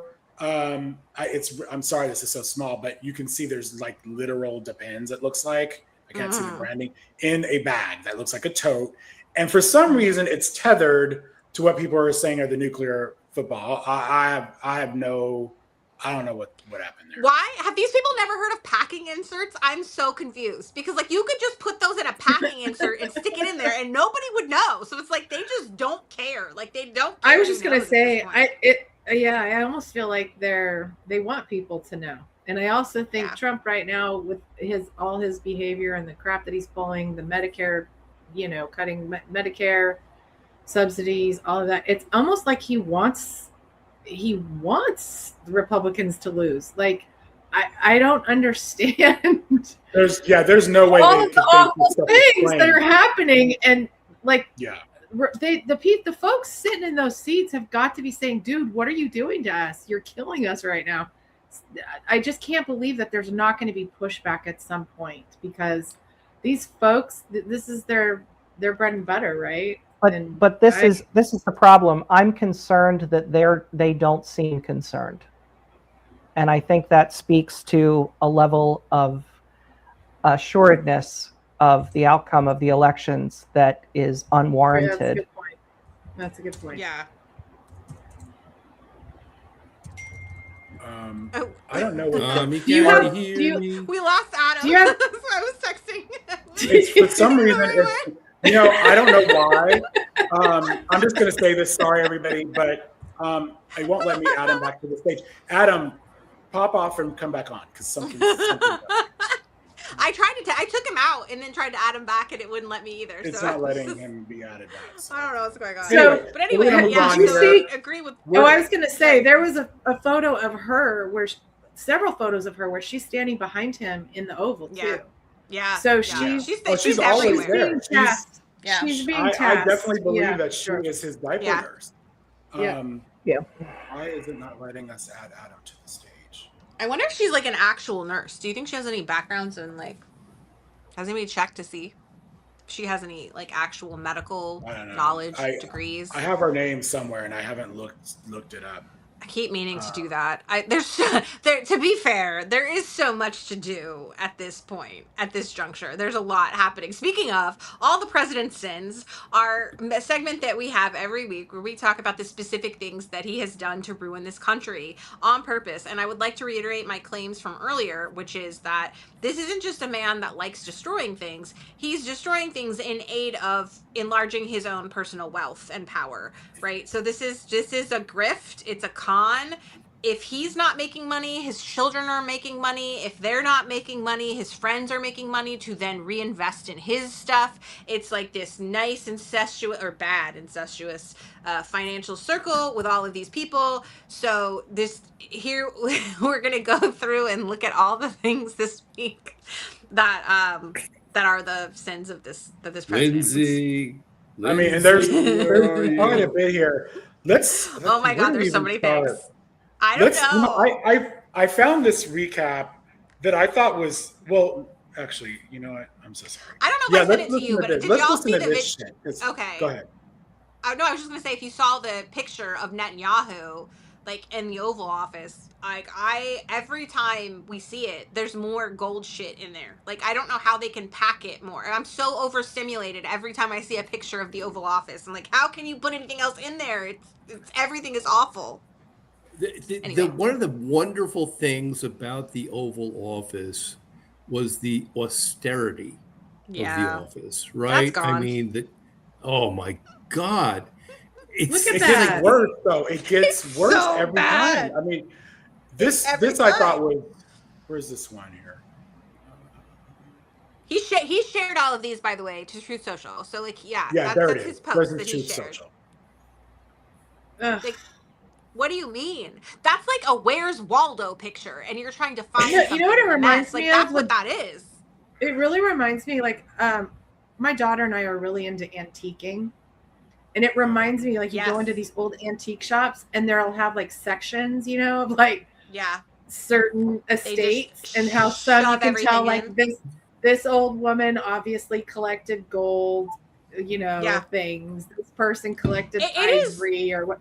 That's what this reminds me of. One goblet shy of a hoarding problem. I'm serious. And I think it's definitely fast forward. Yeah. It's like those hidden object games you play where there's just everything is like a disarray. How many you have to lift things up to find stuff. Did you guys hear about the horses that were gold plated? I haven't driven by it. They were bronze. Okay, so they were these bronze. Why are we before, pointing? But he's gold leaf them. This is 23 point something karat gold. I want to talk about this because it's been a fucking disaster for traffic can I finish? Let me just finish this explanation here. So, a lot of people are saying this is spray painting. It's not spray painting. That wouldn't hold up. I'm not saying it's well done, but it's gold leaf. Gold leaf should hold up through lots of weather if it's done properly, but it's all in the glue. Like if they didn't prep it properly, glue it properly, when they did the gold leafing, it will fail. And so far, Trump so you're saying it should be peeling. It should be peeling any day. I'm not saying that. I'm saying if the glue was not done. Okay, I'm gonna say that. That's what I was But anyway, saying. this cost us $5 million to just do the gold leafing. Us, our tax dollars, and that to me, that's the biggest point. Just so y'all know where this is, by the way, it's like when you're coming over the bridge, it's like as you're passing the Lincoln Monument, right? Like it's there, like so it's not even like I don't know how to explain this, but it's just like they've always been there, and it's not that they're not nice to be there, but this isn't necessarily like where I would put it that the most people would see it, or like you know what I mean. It's not like people aren't taking pictures next to it. It's not because it's a place where there's a lot of traffic, and so it's not that's not where you should put your money, is what I'm saying. Like, this is like the most ridiculous display of money waste that you could do, because it's just the only people that are, I mean, I guess if you're walking over the bridge you could see it, but that's just the commuters are seeing it. I mean, and there's nothing, this is not a historic thing. You know what I mean? Like, there's nothing there. Like, yeah, it's just, either. it doesn't make any sense. It's giving Odyssey vibes, honestly. They have Yeah, some it stuff, is. if you're in Paris, they have gold statues that are historic. They're from, you know, pre-Nazi occupation, that kind of a thing. But this is like ridiculous. All right, so I found this clip. This is a recap of where a lot of what money, I've been wondering if someone's keeping a running total. I don't even think this is everything, but it's pretty appalling. Made a list of the 10 most wasteful things Should I get more Trump has thumbs? done. These are in no particular order. Number 1, the ballroom. $1 billion for the ballroom, and taxpayers are already going to spend $300 million. Number 2, the slush fund for insurrectionists. Remember, he sued himself, and then he decided, no, I'll settle by creating a $1.776 billion fund for January 6th insurrectionists, including folks who beat up cops. Number 3, the Lincoln Memorial reflecting pool. New reporting says it's $16 million, and they're gonna have to drain it and start over, and it's gonna cost even more money. Number 4, the Argentina bailout. People forget about this one. $20 billion to Argentina. Number 5, DHS propaganda and waste. $172 million for 2 private jets. $220 million on that ad campaign for Kristi Noem. And then, of course, number 6, the $240 billion for ICE. That's nearly $250 billion just for the detention of people and the deportation of people. Number 7, Trump's arch. That arch is going to cost at least $100 million, and we're on the hook for $15 million just as a down payment. Number 8, Trump's birthday parties. Remember the army parade in the streets of Washington, D.C.? That cost you $45 million. This year it was the UFC cage match on the White House lawn. Number 9, golfing. Believe it or not, you have already paid over $100 million for him to golf. He's on track to spend $300 million by the end of this term. And number 10, this comes from the Doge files, screw worms. As you may know, there's a screw worm outbreak. It's going to cost about $1 billion. They cut a $15 million investment to prevent this. So the $15 million that they saved us will now cost us $1 billion. Anytime they mention waste, fraud, and abuse, send them. I think that's such an important point about the screw worms, because we're just at the beginning stage of that. And what did they do? They cut 15 million from the budget, and it's going to cost up, you know, maybe $1 billion is the projection to They screwed us on screw worms. Screw worms. I mean, so it's the shit they are doing. Then they, you know, this is another thing. They cut, I think it's an important point, and we need to circle back on this on a future live, but they cut grants from blue states. So any state that Kamala won, this is the determination to cut grants from these states. So they didn't cut them from red states. That was actually their motive, and they admitted that in court. Anybody want to add to that? Are you talking about the FEMA grants? Yeah. Yeah. So Oregon he just denied Oregon two of the largest fires that they've ever had. He just denied them FEMA. And then the story that broke a couple days ago by Politico, I think it was that there were 4 blue states that were denied grants during when we had the really bad snowstorms.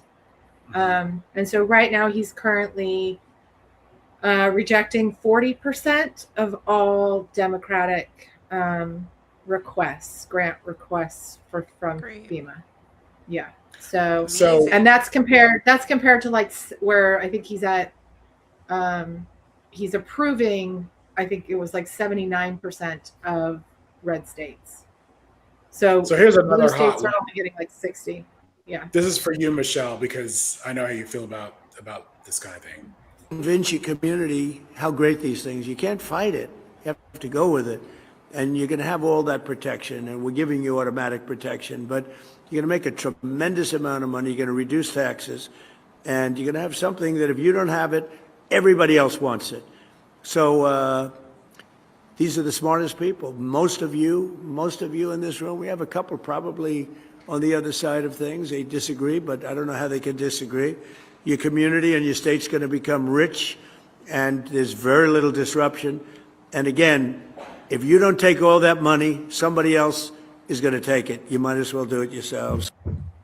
So just to be clear, he has investments in data centers, and so do his sons. So this is, and remember when he was promoting Dell, and he had bought stock just before that, and then Dell, he was promoting it on one of his press conferences, and it went through the roof, the stock.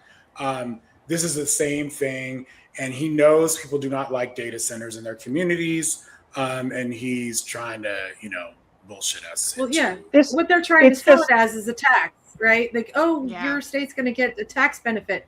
Okay, a tax benefit at what cost? Cost of air, not being able to breathe, asthma, heart attacks, poisoning. I could go on. This is so similar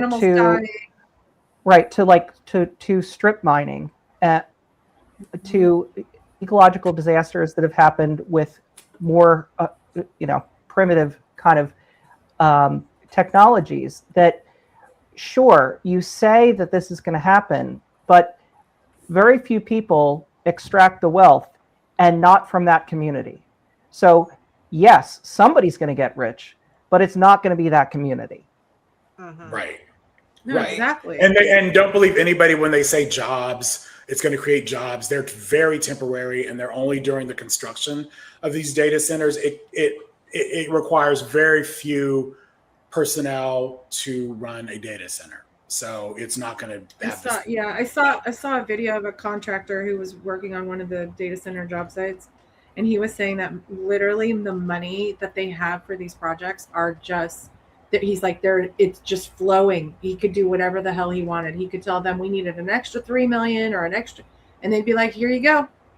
There's no guardrail. There's no the thing that's happening now, they're starting to lie about their data centers. They're trying to they're not even calling them data centers when they clearly are a data center being built. So stay tuned with that. Let's play this clip too. Speaking of corruption. Is out in the open, the eldest son of our own president, investment genius, Don Trump Jr. Here it is in the New York Times. Donald Trump Jr.'s investment firm posts staggering returns of 200%. Quote, just 2 years ago, 1789 Capital, the investment fund Trump runs with business partner Omid Malik, managed a few $100 million. It now oversees more than $3 billion. Its main investment fund generated returns of roughly 200% as of June 30th, according to a person familiar with the firm's performance. While still early in its investment cycle, those returns eclipse the average returns of about 21% for venture capital firms started in 2023, according to PitchBook. He really got very, very good at this very quickly. In interviews with the New York Times, executives of 1789's portfolio companies said they viewed involvement in 1789 as a way to get close to the Trump orbit. And this is just the latest in a daily, sometimes multiple times a day, drumbeat of headlines about what is unquestionably the most corrupt American administration of my lifetime, possibly ever. He's not a genius. He's the easing of inflation. The money that all of the folks who want to make money off this administration are saying, here, invest in this because we're going to do this. It's all an inside game. It's got nothing to do with genius. It's got to do with thievery. They're stealing money from us. Period. For Bugs Bunny fans, he's as much of a genius as Wile E. Coyote is. I give Wiley credit over him. It's upsetting how everything is opposite. Everything is just the opposite of reality, and it's so overwhelming that it's hard to even know where to begin to reason. It's so absurd when you put things out like that. It's like, saying that, Hitler was a humanitarian, and I use that just because that's a very easy thing to reference. That it's how would you even begin? You're just like, okay, let me just go through all the facts and reality. This is just absurd. So Casey, you sent this clip over about more Americans are using credit cards for groceries. Let's watch this for a second. Despite the easing of inflation, new research shows more people in the U.S. are using credit or dipping into their savings to pay for groceries.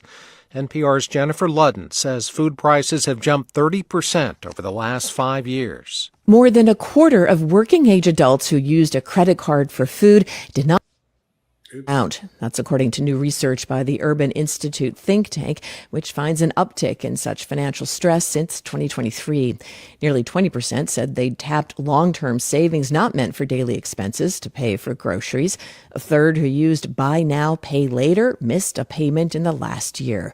The survey was done in December before the Iran war sent gas prices up and further strained many people's budgets.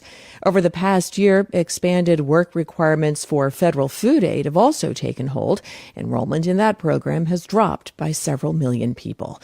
Jennifer Ludden, NPR News, Washington. I'm Dave Mattingly, NPR News in Washington. So yeah, I don't know. I wonder. This is just a personal question, and I don't know how they collect this data.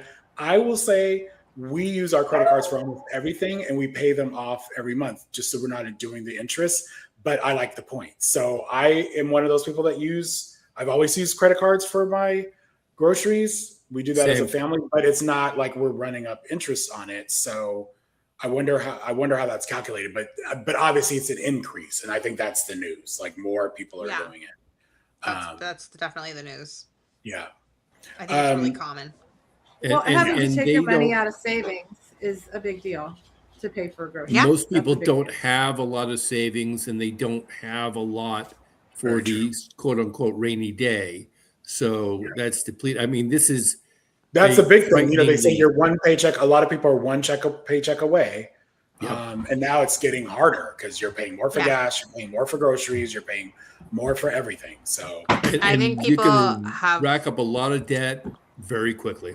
And I think people have underestimated substantially what people are, a lot of times I think people use credit cards because they're like, oh, kind of like a Chevy Chase situation in the Christmas movie where he's like going to get a pool and he like knows he's going to get that bonus money and he plans for that and then he doesn't get that bonus money, or like eventually does. But like, that's the thing, right? I think a lot of people are operating that way where they're waiting for like their tax refunds or whatever these windfalls are supposed to be. So if something happens, like a car breaks down or someone gets sick or whatever, then they've overextended themselves. And I think that that's happening, that it's really predominant right now. And people are underestimating how many people are living like that. I have a personal story that really hit me today that kind of just really upset me. She didn't upset me, just the situation. My daughter came to me today. She had to go to maybe a little 30-mile jaunt. And she said, "Can I borrow your car?" And I was like, "Borrow my car? What's wrong? What's wrong?" Like, here I'm thinking something's really bad. She's like, "Yeah, just for a quick trip to here or there, and I'll be back. It's not a big deal." And I was like, "Why do you need my car?" And she said, "Because I can't afford gas." Oh. I'm like, "What?" It broke my heart. And I was like, "Well, here's some cash and I'll go, go put money in. Here, go to Costco. It's where it's cheap." I'm saying my brother's living at home right now because he and his wife got divorced and he's a firefighter EMT. And she's a lawyer, but she works for the state. And so the idea of them paying for a mortgage and also a separate residence, was hard. He was living with somebody else above their garage. But then when they had to move, it was like, well, where does he go now? And he was like, the idea of spending all this money on something that I could be putting towards my kids or whatever just seemed irresponsible. My parents were like, "Yeah, come stay here." And I think that that's happening a lot. And I saw an article the other day saying that not only is it happening, but that it's actually a financially prudent decision. It used to be that was considered to be you were the irresponsible person if you ended up living with your parents. And now it's like, no, that's actually the smart thing to do. And that's not only that, it's very much the norm. It's very much the norm these days. Yeah. It's wild. I saw an interview with Debbie Wasserman Schultz, and she said she's, running again she's running in a different district because of gerrymandering. But she was talking about her and her husband have 3 college-educated kids, and they're all living at home. They're all adults living at home, and they were able to buy a house in their 20s, and their kids would never be able to do that. Same here. We bought our home, our first home in our 20s. And that's really a big challenge for most young people these days. We don't have one. We missed it. We missed it by like just that. And we live in DC, so just that should explain a lot for people. And then it was like the pandemic, and then we thought we were getting ready to, and then Trump was like, there's always just something. And I'm like, I don't know if the economy is ever going to recover at this point. So anyway, yeah. The more desperate people become because of things like grocery prices, gas prices, the more they reach to things that are like gambling, where before you might get a lottery ticket and you just hope, and you're spending that money that you really should be spending on groceries because you think, well, I'm never going to have enough money, I'll just buy the lottery ticket. Now that's going into things like crypto. Now that's going into things like prediction markets. Kalshi. Kalshi. Now Polymarket. Now that's going into things like sports gambling apps. And that's the point. The point is that if the people are desperate enough that they don't see any other way out, then they're going to go to riskier and riskier things, be that running up credit card debt or crypto or prediction markets or gambling. It doesn't matter. It is extracting wealth, and that is the goal. Don't bet on the Mets, people. Don't. Not Don't the be Mets. crazy. Come on. No, I'm sorry. I don't mean to make light. I mean, it's a very serious point. No, it is. And it's No, but I mean, terrible. look, we're millennials. We are used to this now. We have dark humor. We have to laugh at it. You have to, because if you like dwelled on the direness of this every day, you'd be dead before him. And I refuse to fucking let that happen. So like, I just, you got to find humor where you can, and hopefully enough people are honestly having these conversations. They're laughing, but they're also acknowledging it, and that's going to direct their attention to the polls in November, and that they're going to vote accordingly. Like, hopefully people realize that we don't have to live like this. We could have healthcare. We could have affordable, like, housing and reasonable wages, and our student loans could be repaid, and we could have all those things, and corporations could be the ones paying for data centers. Like, there's so many things we could do if y'all just stop voting for Republicans because they don't believe we should have those things. That's why we're here. All right, so so while people are struggling to buy groceries, buy gas, Trump the other day posted 44 posts in 6 hours. So this is what he's doing. Oh, there we go. Almost entirely of. Oh, and I do want to mention, this was not at night. This was not in the middle of the night. This was like during afternoon hours. So The president's post consisted almost entirely of AI-generated images. Slop. More than a quarter of the posts were Iran-related and sowed disinformation, including a poorly generated photo of fighter jets striking Karg Island, which, of course, handles 90% of Iran's oil exports. Trump posted 6 different versions of an AI image of him holding an American flag on a ship with the caption, "It's our oil tanker now." The president also shared a graphic, once again, downplaying the number of deaths for U.S. service members so far in the Iran war. So to be clear, I don't know if we're hitting this tonight, but there's we know the Pentagon has lowered the number of dead in the war, and under the guise of saying, oh, that was during a ceasefire. I think we do have something on that later. What he's talking about here, downplaying, is not changing the number. I noticed this still has the number as 17, I think. I can't see from here. But he's comparing it to other presidents. So his point is like, I've only been at war for a couple months, and we've only lost this amount of people, whereas these other wars lost this other amount. So he's really, I think, disrespecting, our service members. And then he wrapped up his social media spree with a fake movie poster of him wearing a cape and saving George Washington from falling off the edge of a cliff near Mount Rushmore that is oddly missing the face of Abraham Lincoln. I mean, what did I say? Republicans are failed theater kids who couldn't get famous through any legitimate other way. So this is why our nation is under fire and everything sucks. Is because these people need attention in this kind of way.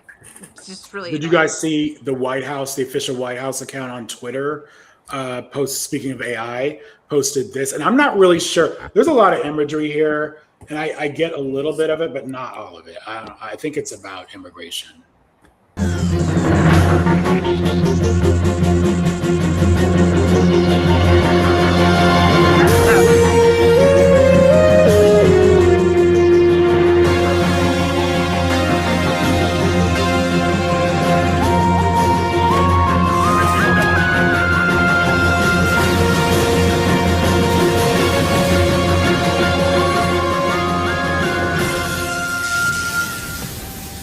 God, I'm so fucking embarrassed. That's the official White House. That is the official. And you know, I don't know if you guys saw this before, but is this Trump and Mondami? Is that Mondami chasing after Trump? No, Or is that, I think I think that was Kash Patel, and it's done. It's done in the style of Rick and Morty. Yes. So that's the animation style. Yeah. Those are the portals and everything.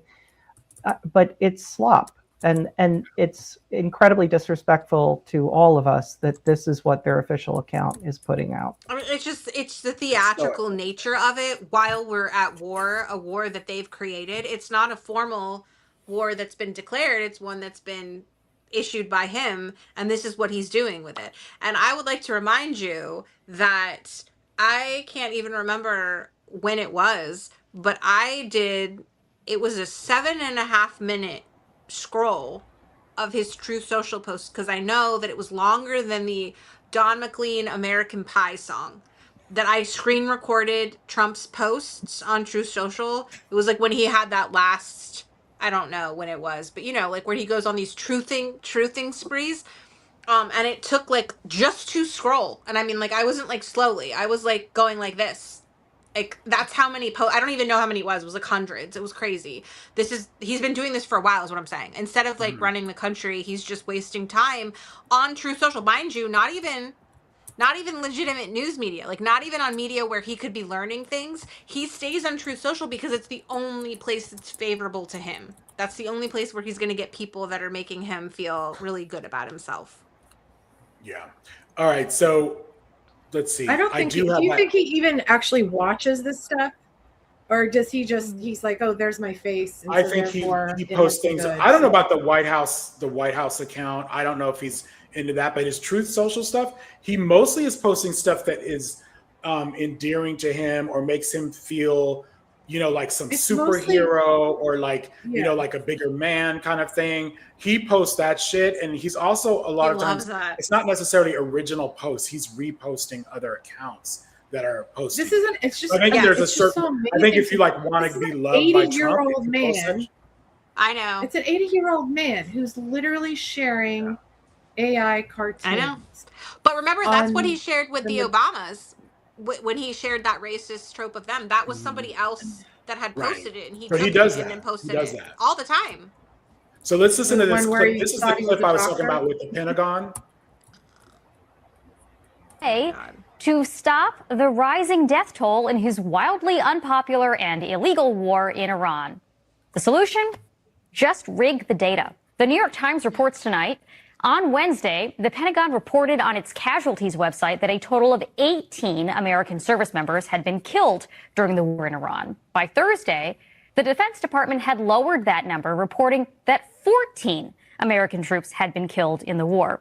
3 military officials said that one reason behind the change was that the Trump administration decided to remove 4 service members killed this past weekend from the list, 3 in Jordan and 1 in northern Iraq, because their deaths occurred after President Trump declared a ceasefire in the war in April. The officials described sensitive internal discussions on the condition of anonymity. That's today's version of the story from the Trump administration. Do leaders in ceasefires sound like this?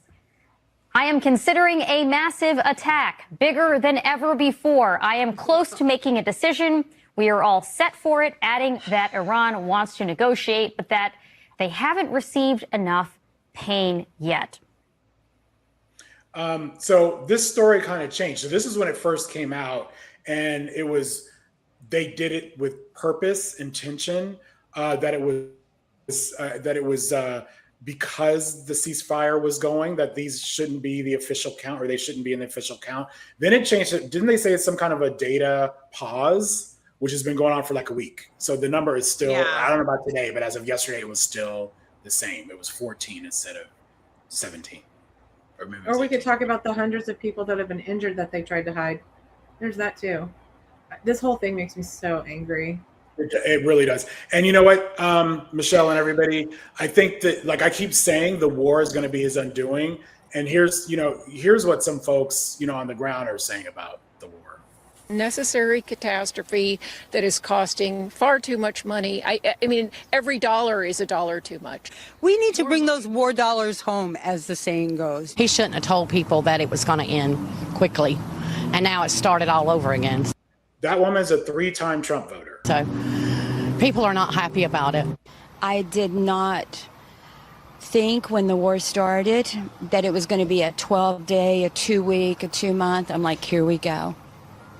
And here we are, and I don't see it ending. If you could give a message directly to President Trump about this war, what would you tell him right now? I would say, Mr. President, please, hope you guys come to an agreement soon. Hope things just get better for the American people. I mean, I don't know. And then you have this young woman's 19 and Barron Trump is 20.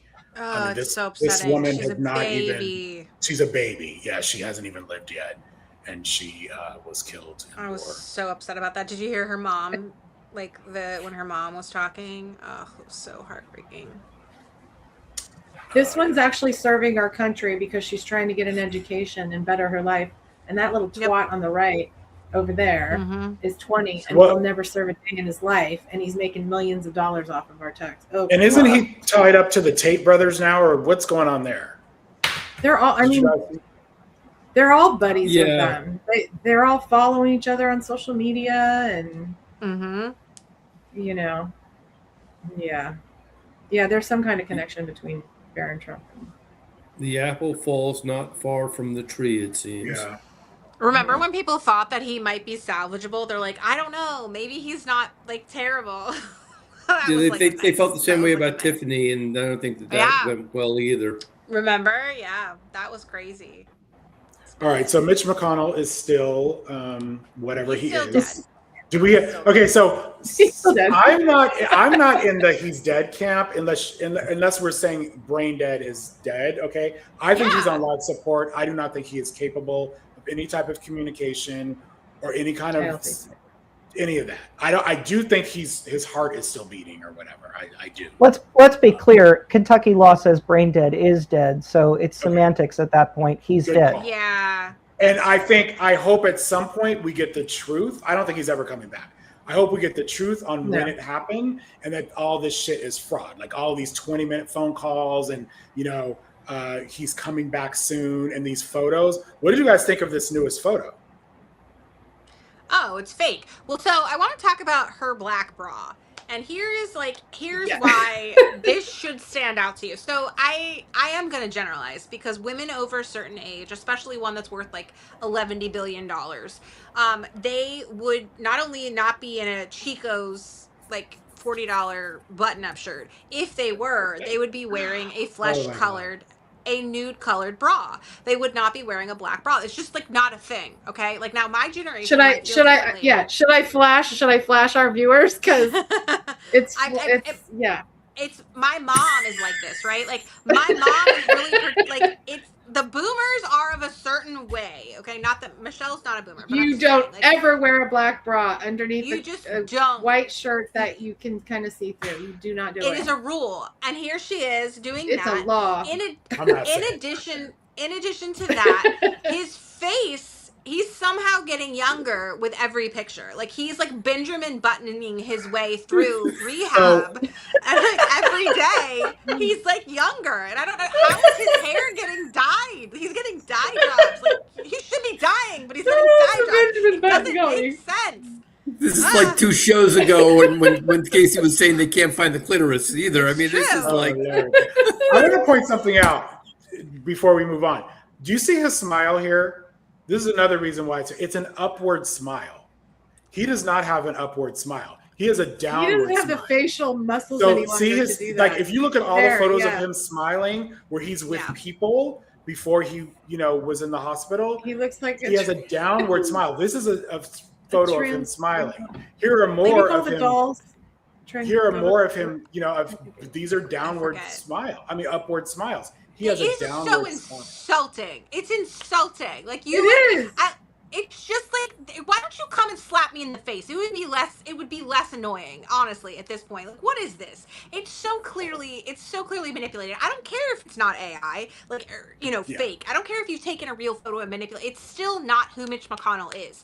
And I stand by that, and I still believe, although we have seen Andy Bashir pushing now for accountability of where Mitch McConnell is, I still think no matter where you fall on whether Kentucky should have a special election or not, whether you should challenge a seat, like whatever, he should have been made to account for his whereabouts, because none of us could take 6 weeks off from a job, not really tell our employers where we went, and just expect to still have job security and health insurance and healthcare, which this man has all of those things. So the Republicans keep gutting our healthcare and taking away workplace protections. This man has both, and he's basically a cadaver. Like, this is upsetting to me that this is still happening, and people are like, well, where's Mitch McConnell? What are you? He's a senator. Yeah, we only have I'm really 100 having of a hard them. time with folks saying, they're missing a vote. Let's just ride with it, right? Yes, No. Thank you. My taxpayer dollars are paying this man.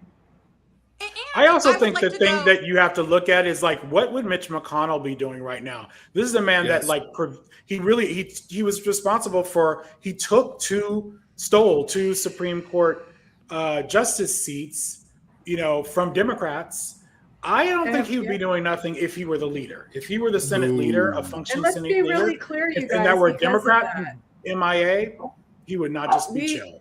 Women have lost their rights to health care, reproductive health care in, 28 states. And on top of that, now women have died because of that. And been prosecuted.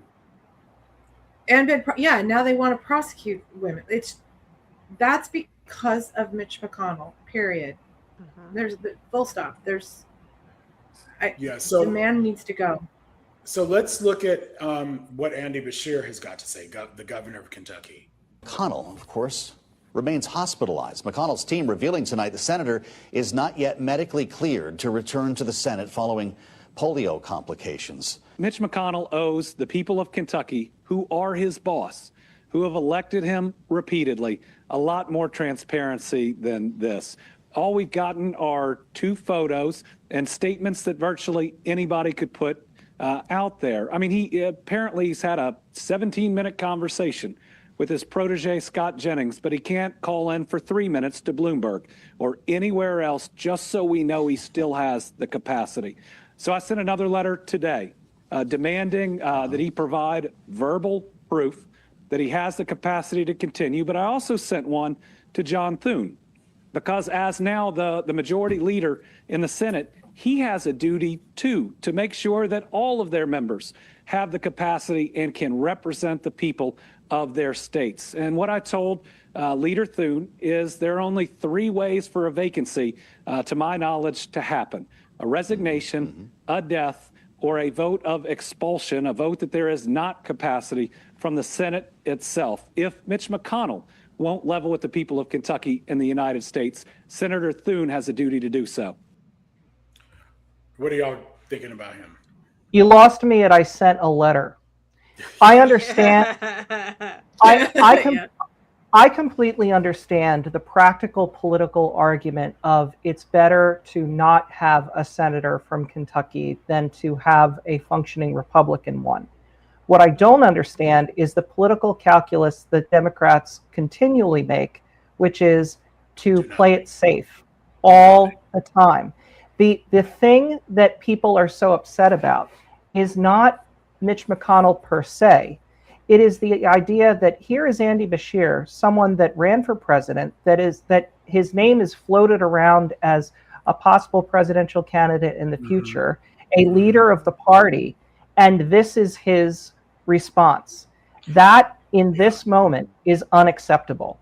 Thank you. And he keeps basically saying the same thing. And like you said, he wrote a letter. I mean, I do think that realistically, in order for him to appoint someone, he's got to have a vacancy, or to call a special election, he's got to have a vacancy. But he needs to be like pushing harder, in my opinion. But he could be pushing for that vacancy, and that's the thing. Is that I mentioned this last week, like sue the legislator, whatever. I don't know. I wrote a whole Casey, how many days do we have left? 5. That's it? August 3rd, yeah. 5. I've been on the countdown. Well, and I also have like an ish on the end of my countdown, because I'm like, I don't know how close to the deadline they're gonna play it, right? Like, they may wait a couple extra days for good measure, who knows? But I like this, the way that they have played us, and I want to point this out, because I said it using a GIF from Parks and Recreation with Jean-Ralphio, and I was like, if the Republicans are supporting something, we probably shouldn't be. And so if they aren't fighting for a special election, if they're quietly safe and happy with one less vote in the Senate, there's a reason for that. Like, it may not be that that's where they end up. They may have another plan, but they have a plan. And this idea that they're just fine with being one vote down in the Senate and we're all winning because of, like, it's silly. It's absurd. And besides all of that, no matter where you stand on this, make them work harder. Like, make everything harder for them. Make them get lawyers. Make them show up to court. If we lose, and I've said this, y'all know, I have been saying this since we started Reformers. I said, if you make the Republicans work harder, people will show up and vote for you even if you fail.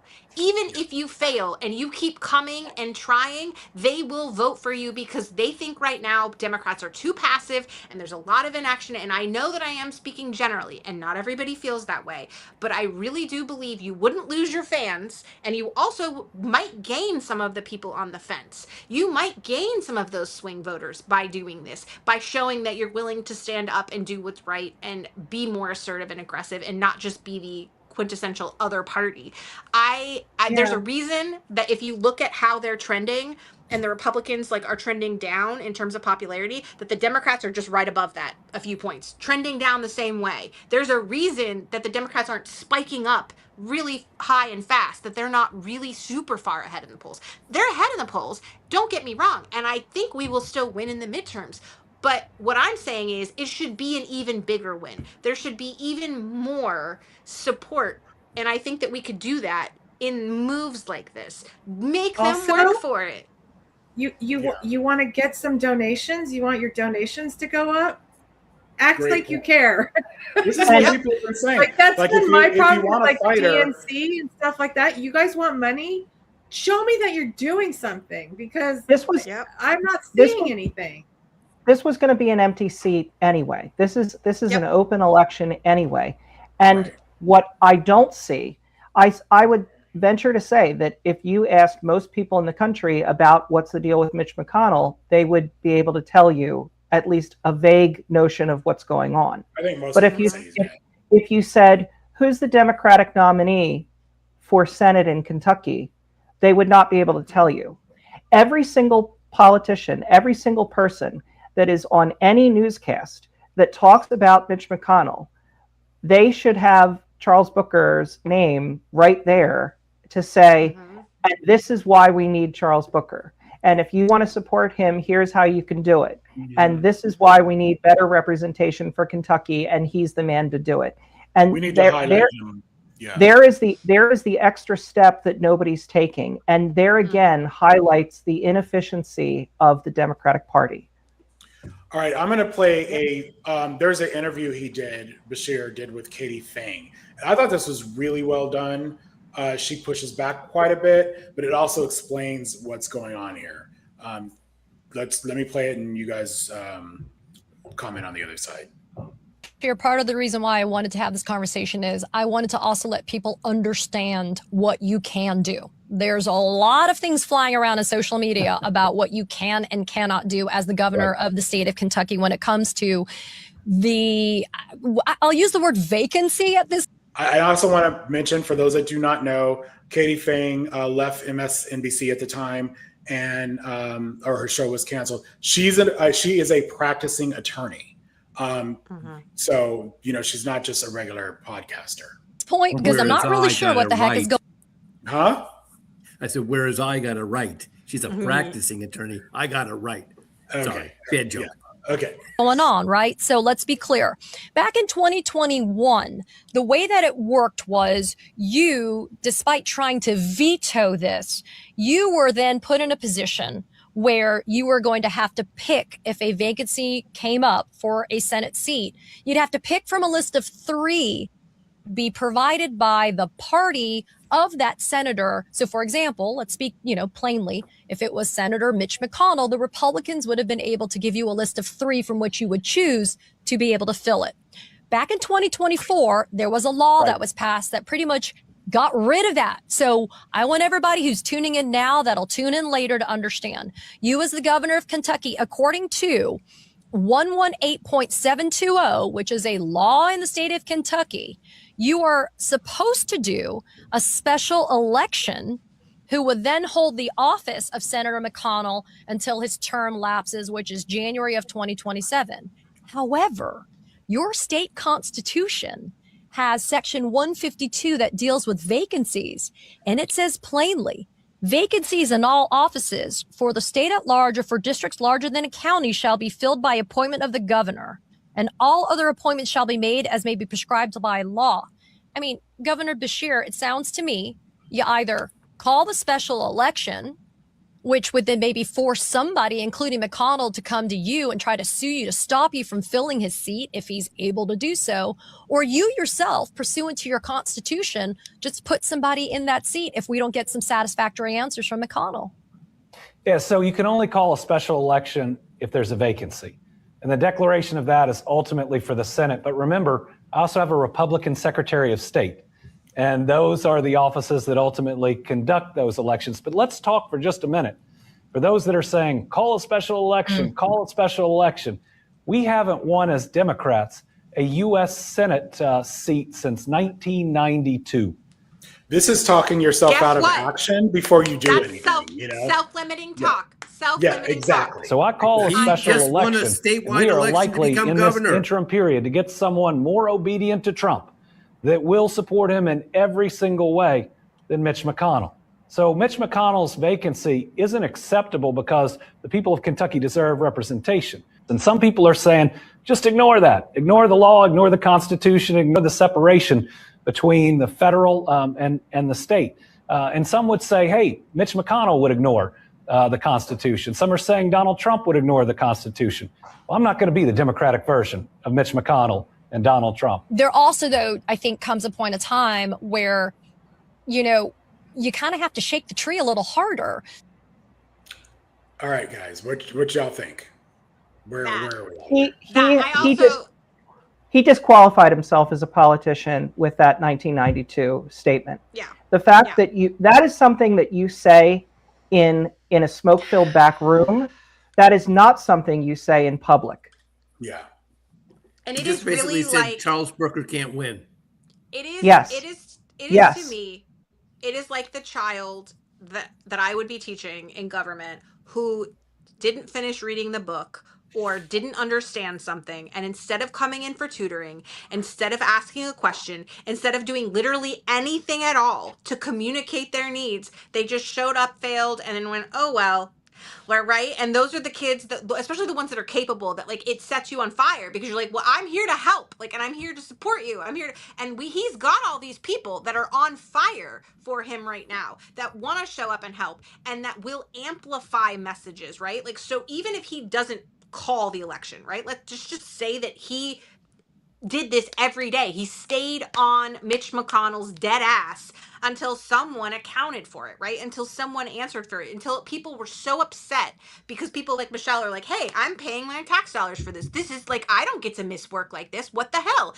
Why does he get to work from home and you're making all of us show up? Until that happened, if he stayed on everybody, that would at least be doing something. But to go out there and be like, well, I tried.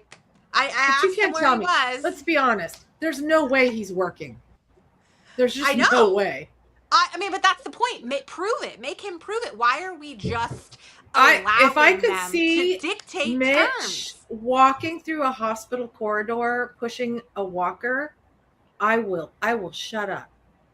Yep. But that's not what we're will. getting. He's got to be. It's got to be with people that aren't necessarily in his circle. I don't know. I mean, the hospital, maybe, but he's not. I don't know. Like, they made him look very good in these photos. Better than That's not real. That's not real. Show me something They're not real. real. That's and what I I'm might be saying. able- They're not I real. could say, okay, maybe, Everyone with but eyes can see it. He's not coming Nothing in the back. party is real. Right. He certainly But looks I'm in those coming back. photos like a guy that could talk to the press for a couple of minutes. Mm-hmm. All right, I so do here's think another if clip with Simone Sanders, who pretty much calls it out. Let's watch this. That the people spoke to him. I'm sorry, there's no proof that they have offered up. Just their word. Just their word, which they've lied before. And so I am not going to give them the presumption of the truth. They're going to have to show me. They just can't tell me. And they have not shown us. I mean, even the governor, to your point, Mr. Chairman, I'm going to say this and I'll be quiet. I am addressing this letter to Senator McConnell under the assumption that he is capable of reading and responding verbally and not incapacitated by means of consciousness or cognition. The governor of Kentucky, that is how he started off his letter to Senator McConnell. Well, and there's a reason for that, because the underlying thread here is how Republicans are playing politics with the seat, because of the timing of declaring a vacancy if one is to be declared. If, before a date certain in August, I think it's the middle 13th or so of August, the governor gets to a point. After that point, it goes to a special election. Yeah, so I think that's it. I think we can move on. She said what I've been saying. And it's Yeah. absurd that we have to keep saying this. Why are they gaslighting us? Also, why are if you're a Democrat and you've been in my comments like pushing back on this, like, look, it's one thing if you feel that way and you're entitled to that, but don't you come into my feed and act like Republicans haven't been lying their asses off for the last however many fucking decades. Like, it's very upsetting that I point out, like, hey, maybe we should pressure them because, maybe they're lying. Everyone's like, but we like not having them have a vote. Well, first of all, how does one vote down in the Senate for Republicans really benefit you? Like, tell me how one vote really benefits you at this point. Like, I really struggle with that. Not substantially. I really struggle with that part, Casey, because I feel like if we're really truly saying we are people who believe in democracy, that's not democracy. That's right. When constituents don't have representation, that is That's right. not Half democracy. of the state wouldn't have representation for 6 months. That's insane. At the Senate level, that's crazy talk. It's unacceptable. And also, just to the point of, again, I stress, it's not like it's like we're one vote teetering back and forth between majority. That's not what's even happening. So this is a risk that's worth the reward for us. This is a risk that's worth pursuing. And the fact that I'm having to convince people of that is crazy. But I guess why we're here.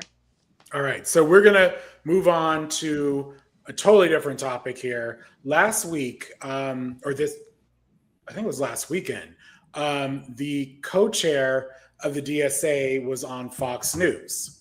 And there was a 45-second clip making the rounds.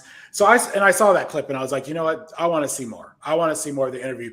I don't trust very short clips when it comes to something like that because, what's the context? So I'm going to share with you guys 2 clips. I'm going to play the first one. It's definitely longer than 45 seconds, and we're going to pause, and then we're going to go on to the second clip. So watch this.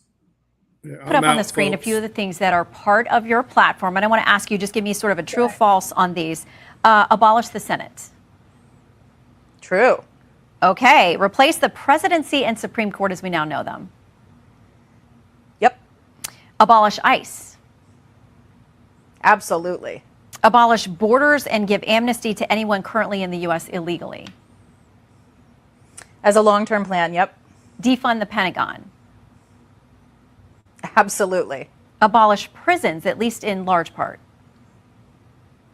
Yeah, again, that as part of a long-term program, yeah. Okay, so no prisons. Government or public ownership of most large corporations. Yeah, absolutely. Okay, so then let's go back through some of those then. Abolish the Senate. There are people who are in the Senate now who are very supportive of DSA. They lose their seats? Well, the Senate is an anachronistic institution. It comes from the British House of Lords. It is made to protect power for, the Senate was part of the system that was made to make sure that the people didn't have too much of a say. So we want to expand Congress significantly, but make it a unicameral legislature. Okay, and without the presidency and Supreme Court, so abolish ICE, would there be any enforcement of immigration laws, or with abolishing the border, we're not enforcing immigration laws, they go away? Yeah, so again, this is part of this longer term plan, and part of it But if you can get there. If we can get to the place where the U.S. is not destabilizing countries in order to mine them for resources, there will be significantly less migration. What do you say to if those, we are though, not, that would potentially destabilize the U.S.? Because there's only so much the economy can bear, and when you have a flood of people coming in, it might not work out economically, according to a lot of analyses, if you just open up the borders and there's no enforcement at all. Well, we're not saying open the borders tomorrow. We're saying rebuild But an economy eventually. and a society that works for everyone. Okay, so a lot of this to me sounds anti-democratic, and obviously, well, I shouldn't say obviously, everybody has their own opinion. I don't think it's very well thought out here when she's, I should make this first point. Do you see how the Fox News host is treating her? She's treating her, I would say, pretty well. And she's also, I think they're happy to have her on Fox News. A lot of people are like, she's a plant, she's not a plant. Go to the DSA website. Her name is on there. She is not a plant. This is their agenda.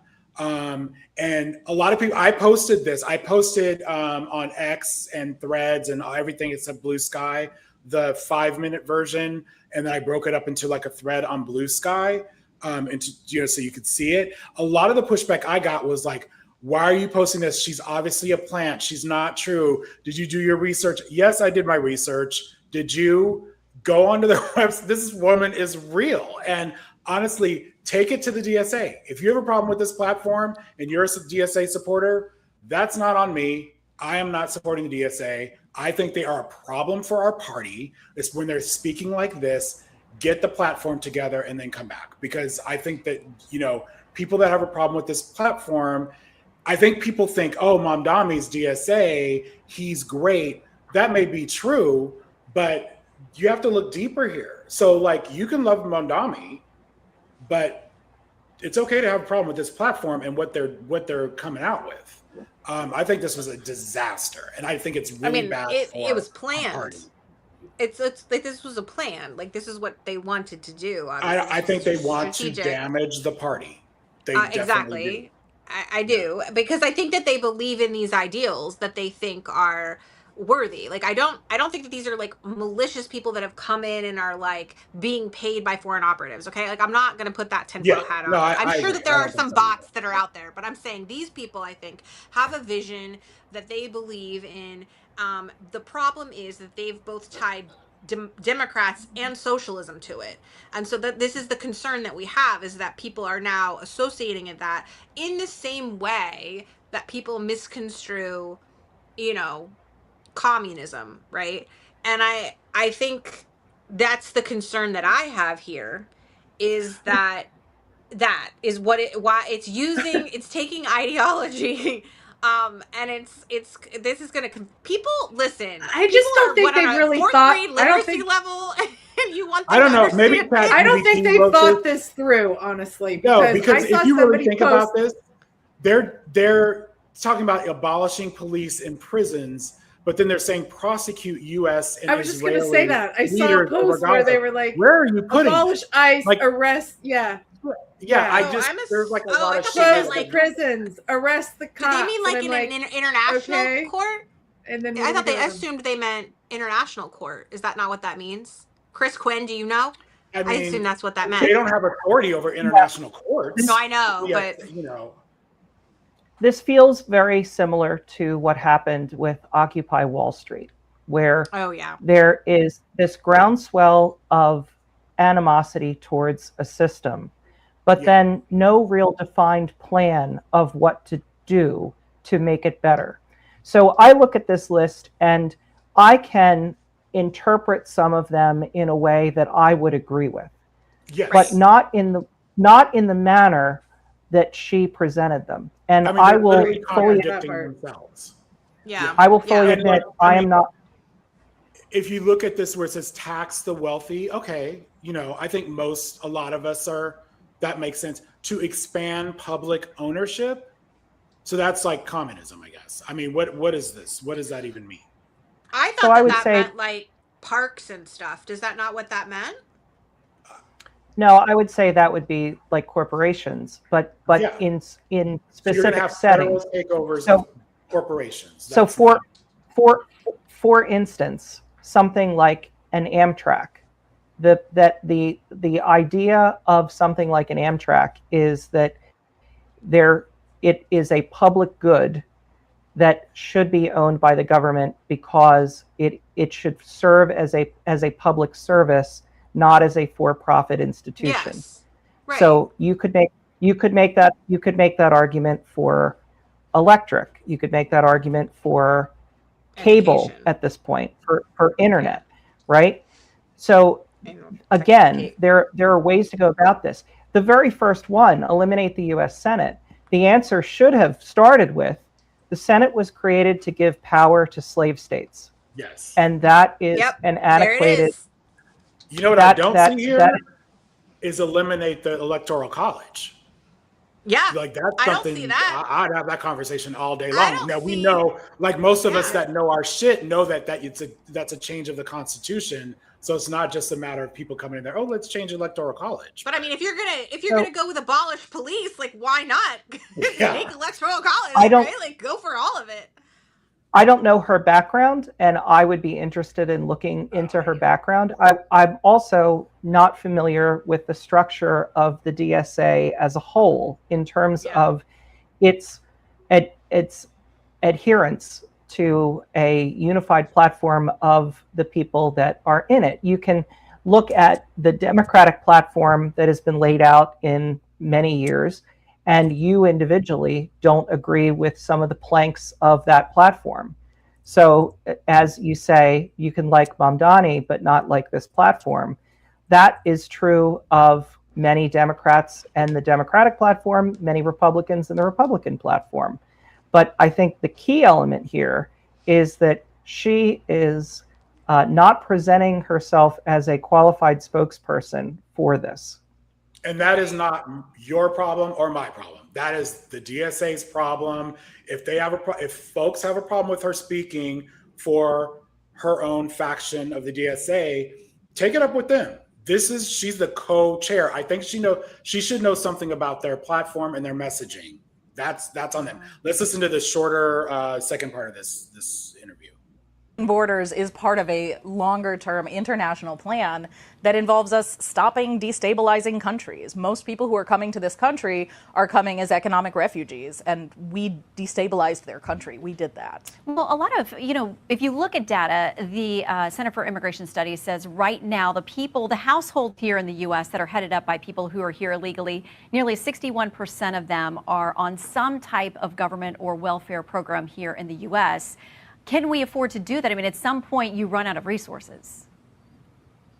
Well, right now we make it very difficult for people to participate in society in such a way that they can avoid using services. So we want people to be able to work and live and go to school and actually participate, which means contributing to society and also getting what they need from society. It's a collective choice we can all make. So if we talk about abolishing prisons, then does that make society better? I mean, is there anybody that should be incarcerated? I mean, rapists, child predators, murderers?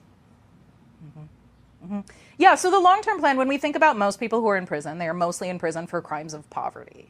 But that's not what I'm talking about. I'm talking about the really, like the I murders hear you. and rapists of the world. So when we get rid of this need for crimes of poverty to exist, when we get rid of that destabilizing force that creates so many people who are living in desperate situations and doing desperate things, That brings those numbers down to very small numbers, and then we can collectively decide what we do with those people. I suspect it won't look like the prison system as we know it today. Okay, but you do think some people need to be locked away from society? Some people are not able to be functional members of society. That's true. But what does that look like to keep the rest of us safe? You know, we're talking about safety. We're not talking about punishment. We're talking about making sure that we're safe, everybody's safe, everybody maintains their dignity, and everybody maintains their humanity.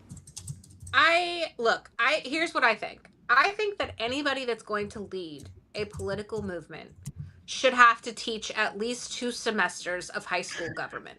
I'm not kidding. You should all be forced to teach that. And I will tell you why. Because the average person has less knowledge than a high school student because they're there and they've been taught, like even 8th grade, you learn some American history. You learn American history again in 11th grade, right? They've been seasoned to know at least some things. And the average person has forgotten all that.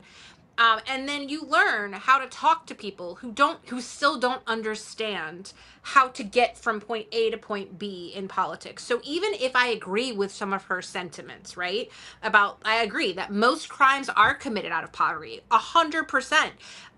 But the way that this is being framed, like you know that people are gonna call you crazy. Like you know that people are gonna look at this and be like, oh, they're those crazy woke people, those liberals, like trying to ruin this country and there's no law and order, right? Like you know that they're just gonna they're gonna snatch these talking points up and use them against the Democrats. It's irresponsible. It's irresponsible messaging, okay? And that's my concern, is that I feel as though while I agree that there's a lot that I want to tear down and rebuild in terms of what this administration has done, in terms of what like we have been fighting for protections of healthcare and housing and all these things for people. This is just if you've taught people, if you've worked with people, you know that this is not going to be well received. So why are you doing that right now, babe? Like, what are you doing? Yeah, I mean, I think we have to pay attention to this. I just don't think all the DSA candidates are the same. Yes. I don't even know if they know the platform that they're building on. I think more of these candidates should be questioned about this platform. They should have to speak to it. Because I think they're riding on the fact that we want fighters. I think they're riding on the fact that they are good at social media, which is a good thing. Like a lot of people can learn from that. A lot of our candidates can learn from that, and they're just bad at social media. I have my own problems with the far left. I'm a progressive, and I'm not. I would not be part of the DSA. I would not be a member of that shit. I also think a lot of the far left are anti-Black, and there's anti-Semitism there. Y'all can argue with me all day. I see it. I see it all day long. Yeah, I see it. I'm not going to argue with you. Yeah, I know that's true. I meant more of our viewers. So y'all can at me, whatever. I do not care. Go ahead and at me. It's really, so this is why me, I'll fight you. Yeah, people are like, what do you have against the DSA? Mondami, but I'm not against him. I just have problems with a lot of the far left rhetoric I'm seeing, and I do not respond. I'm not down with this DSA platform at all, and I think it's harmful to the party. So we'll move on to midterm madness. We are 96 days out. So I was saying to Casey before, when somebody says November, I'm thinking, we got a lot of time. When you start saying 96 days, somehow that seems pretty damn close. So we are going to be talking about this regularly. We'll probably do it on most of our lives, have a segment about midterm madness, like what's going on at the midterms. We are, tonight, there's more content here because this week was 100 days. A lot of the news segments, social media posts were about the Senate. I think the prevailing thought is that we're going to be okay in the House, but we have a real shot in the Senate, which we did not feel we had a year ago. So let's set this up with a video, and we have some feel good stuff in here too. Oh, actually, hold on. I want to start with. Do I have this shit? You know what? I didn't load. Somebody talk for a second because there's some breaking news that we gotta. I'm happy to talk about this. So we are going to definitely be covering. I want to clarify. We're going to cover midterms more thoroughly as we get closer. And I'll just say this because we talked about it earlier today. We're going to have a couple different lives that are on different days at different times to try to capture some different people's, like a weekend live, to cover things like, you know, how to get involved in local elections, how to get people registered to vote, how to do all that stuff, how to stay protected. And then also one about some of the races that are more strategic that need help amplifying those messages, like as another one as well. So just so you know, that's coming down the pipeline. Yeah. So breaking news today, Elon Musk is reviving his PAC to influence Senate races. So we're going to, so I heard some different numbers. This one was published by Forbes, $120 million he's injecting to help GOP in the midterms after saying he got a little too involved in politics. But this other post was, you know, there's this issue that maybe he broke the law by paying voters, you know, so that's an argument. But then there is, where is this segment here? Dang it. I mean, if you give a man $1 trillion, this is what he's going to do with it. He's just like throwing things into space and throwing money at let's be Senate races. honest. He spent billions of dollars on Twitter to influence turn the it 2024 into election. a political tool.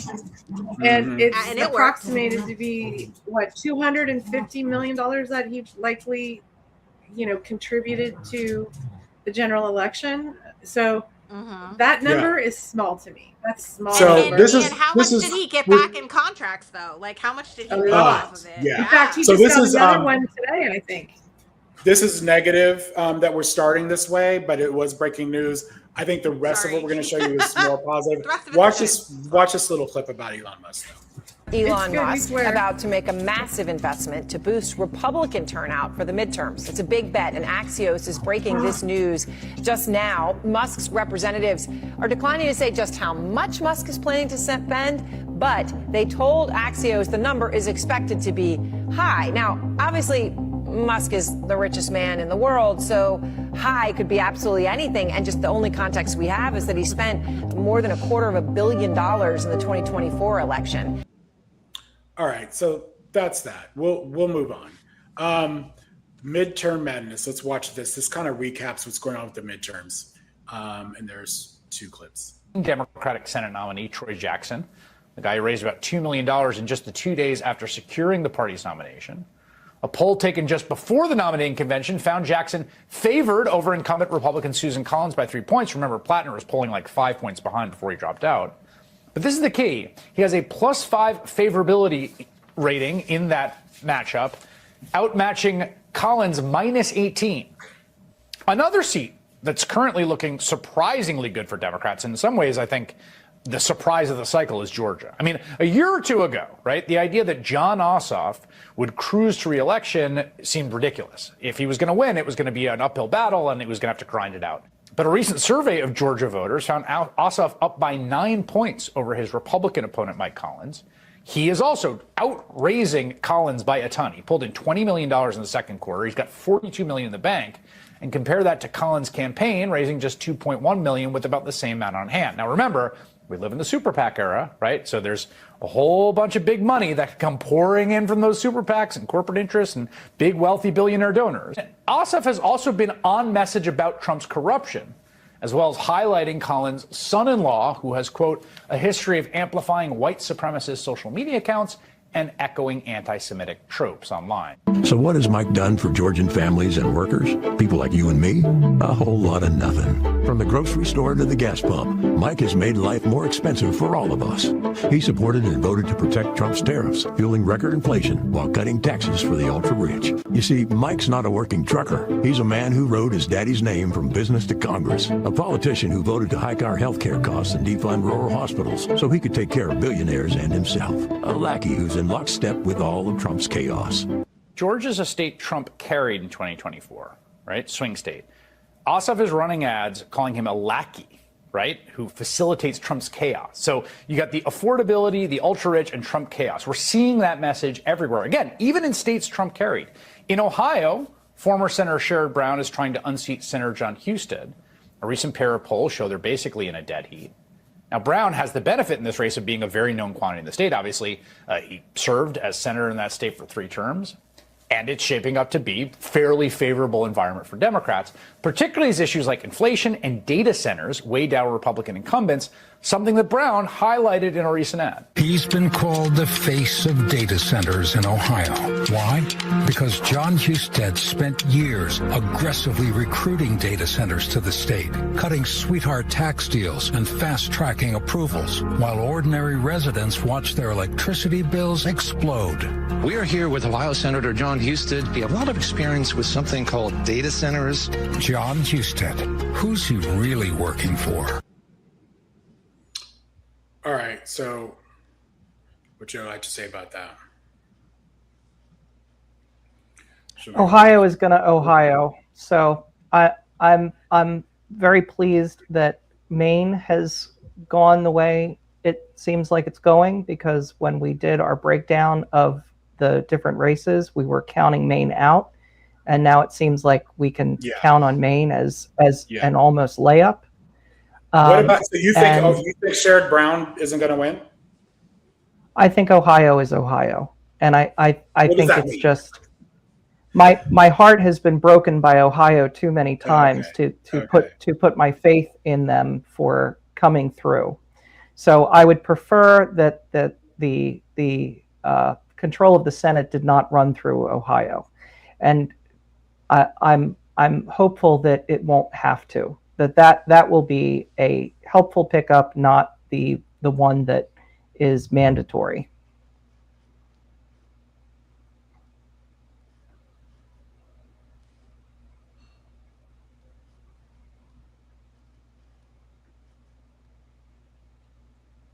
To watch a pickup the Democrats have to have if they're going to take back the Senate is, of course, North Carolina. That's where former Governor Roy Cooper is consistently pulling ahead of Trump-backed Michael Whatley. And then there's Texas. Tallarico has raised $30 million in the second quarter. Back in 2018, when Beto O'Rourke built this fundraising juggernaut, he brought in a total of $80 million. He came up short of unseating Senator Cruz by 2 points. But it was the best electoral performance by a Texas Democrat in a generation. He got within spitting distance. But here's the thing. Throughout that race, which was the closest Democrats have come, Beto O'Rourke only led 1 poll in September of that year, and even then it was just by 2 points. Since Paxton won the Republican primary runoff in May, Tallarico has led in 3 polls, Paxton has led in 3, and one of them had them tied. That looks like a dead heat. Another factor working against O'Rourke was that Ted Cruz was an incumbent, as unpopular as Ted Cruz may be, was, still is. But Ken Paxton's even less popular. I mean, the polling bears this out. He is a genuinely toxic person. And while Tallarico has highlighted Paxton's failings, like most of the Democratic candidates, he is also hitting the affordability issue that's being felt across the country. Too many Texans feel like they're drowning. The cost of groceries, gas, healthcare. I'm James Tallarico. In the State House, I brought both parties together to make life more affordable, capping the cost of insulin, cutting taxes for small businesses, and passing the largest property tax cut in Texas history. In the Senate, I'll take on corruption and keep fighting to lower your costs. I approve this message because it shouldn't be this hard to keep your head above water. You're going to be a Democrat who's going to be the first statewide Democrat to win in Texas in 30 years. That's basically the campaign you got to run, right? That's the message. So after Texas, you got 2 more states to watch now. Alaska has a jungle primary on August 18th. It does seem in reach for a Democratic flip because Democrat Mary Peltola, who's won statewide in Alaska before, she was the lone member of Congress, is polling just 2 points behind incumbent Republican Dan Sullivan. The other race that is going to be a big one and make a big difference is Michigan. That's where Abdul El Sayed and Haley Stevens are the last 2 Democratic candidates standing. Whoever wins that primary will be the Democratic candidate to take on Republican Mike Rogers. Usually, midterms come down to a referendum on the president's party and how voters think things are going. And right now, there are just big majorities that are very unhappy with both.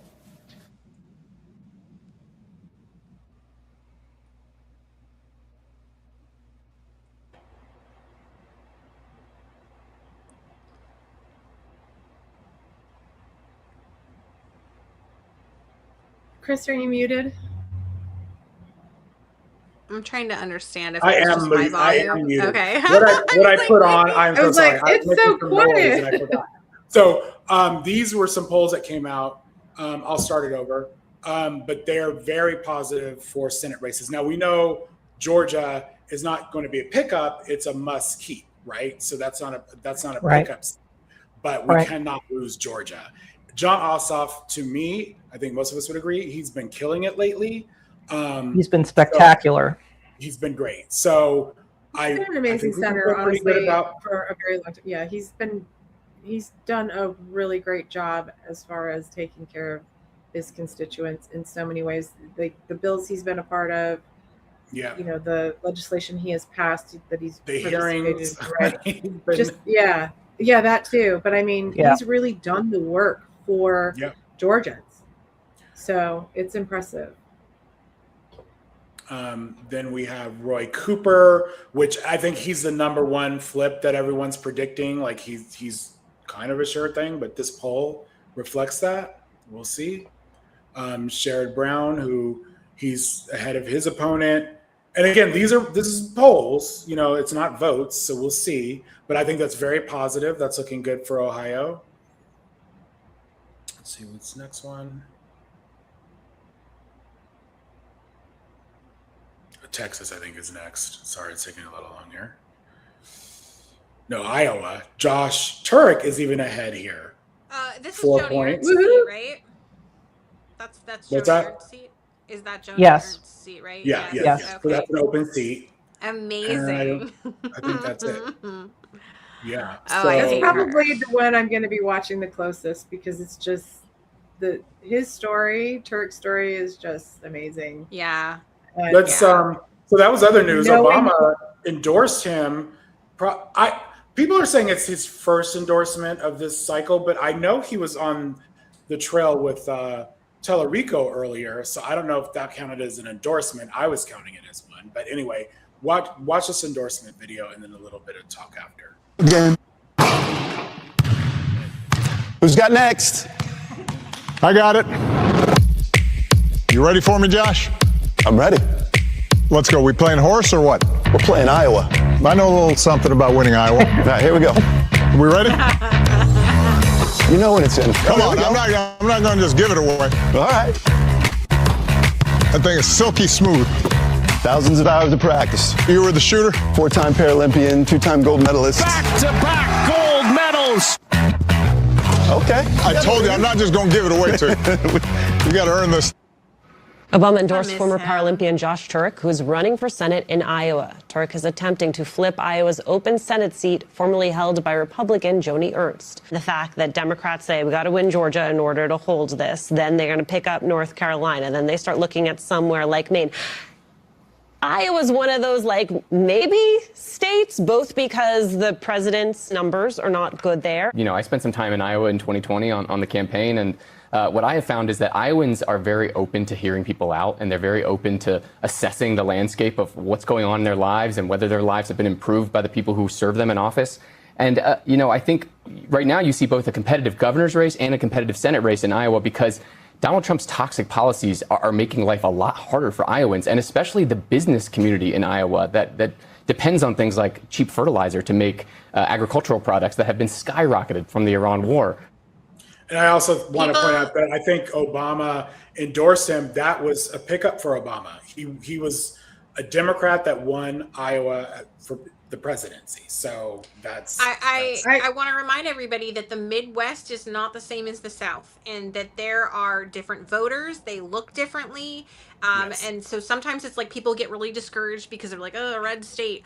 Like, not all red states operate the same way. Not even in the South, but like especially not when you're looking at a state like Iowa. So this is just, it absolutely is in contention for the Democrats. I think, and you know that I talk about this a lot, I think almost all of them are at this point, because this is how people are so upset right now with the authoritarian fascism, with the economy, with everything that's happening. Like, if you're gonna win a Senate seat in like a red state, now is the time to do it. Like right in the next couple months now. And you know, since you brought up the South, we have gerrymandering there with Congress, with the House. But I think people need to like we need to talk about the South more. We need to pay attention to it more, and we need Yes. to court Southerners. We need to, do all that, because that's going to be I don't want to talk about 2028 too much right now, but that is going to be I don't think we can win the White House without making major inroads in the South. This includes you need to black make voters, and this is why I also have a problem with the DSA, because they are putting black voters aside in many cases, and that is a huge mistake for our party if we follow that route.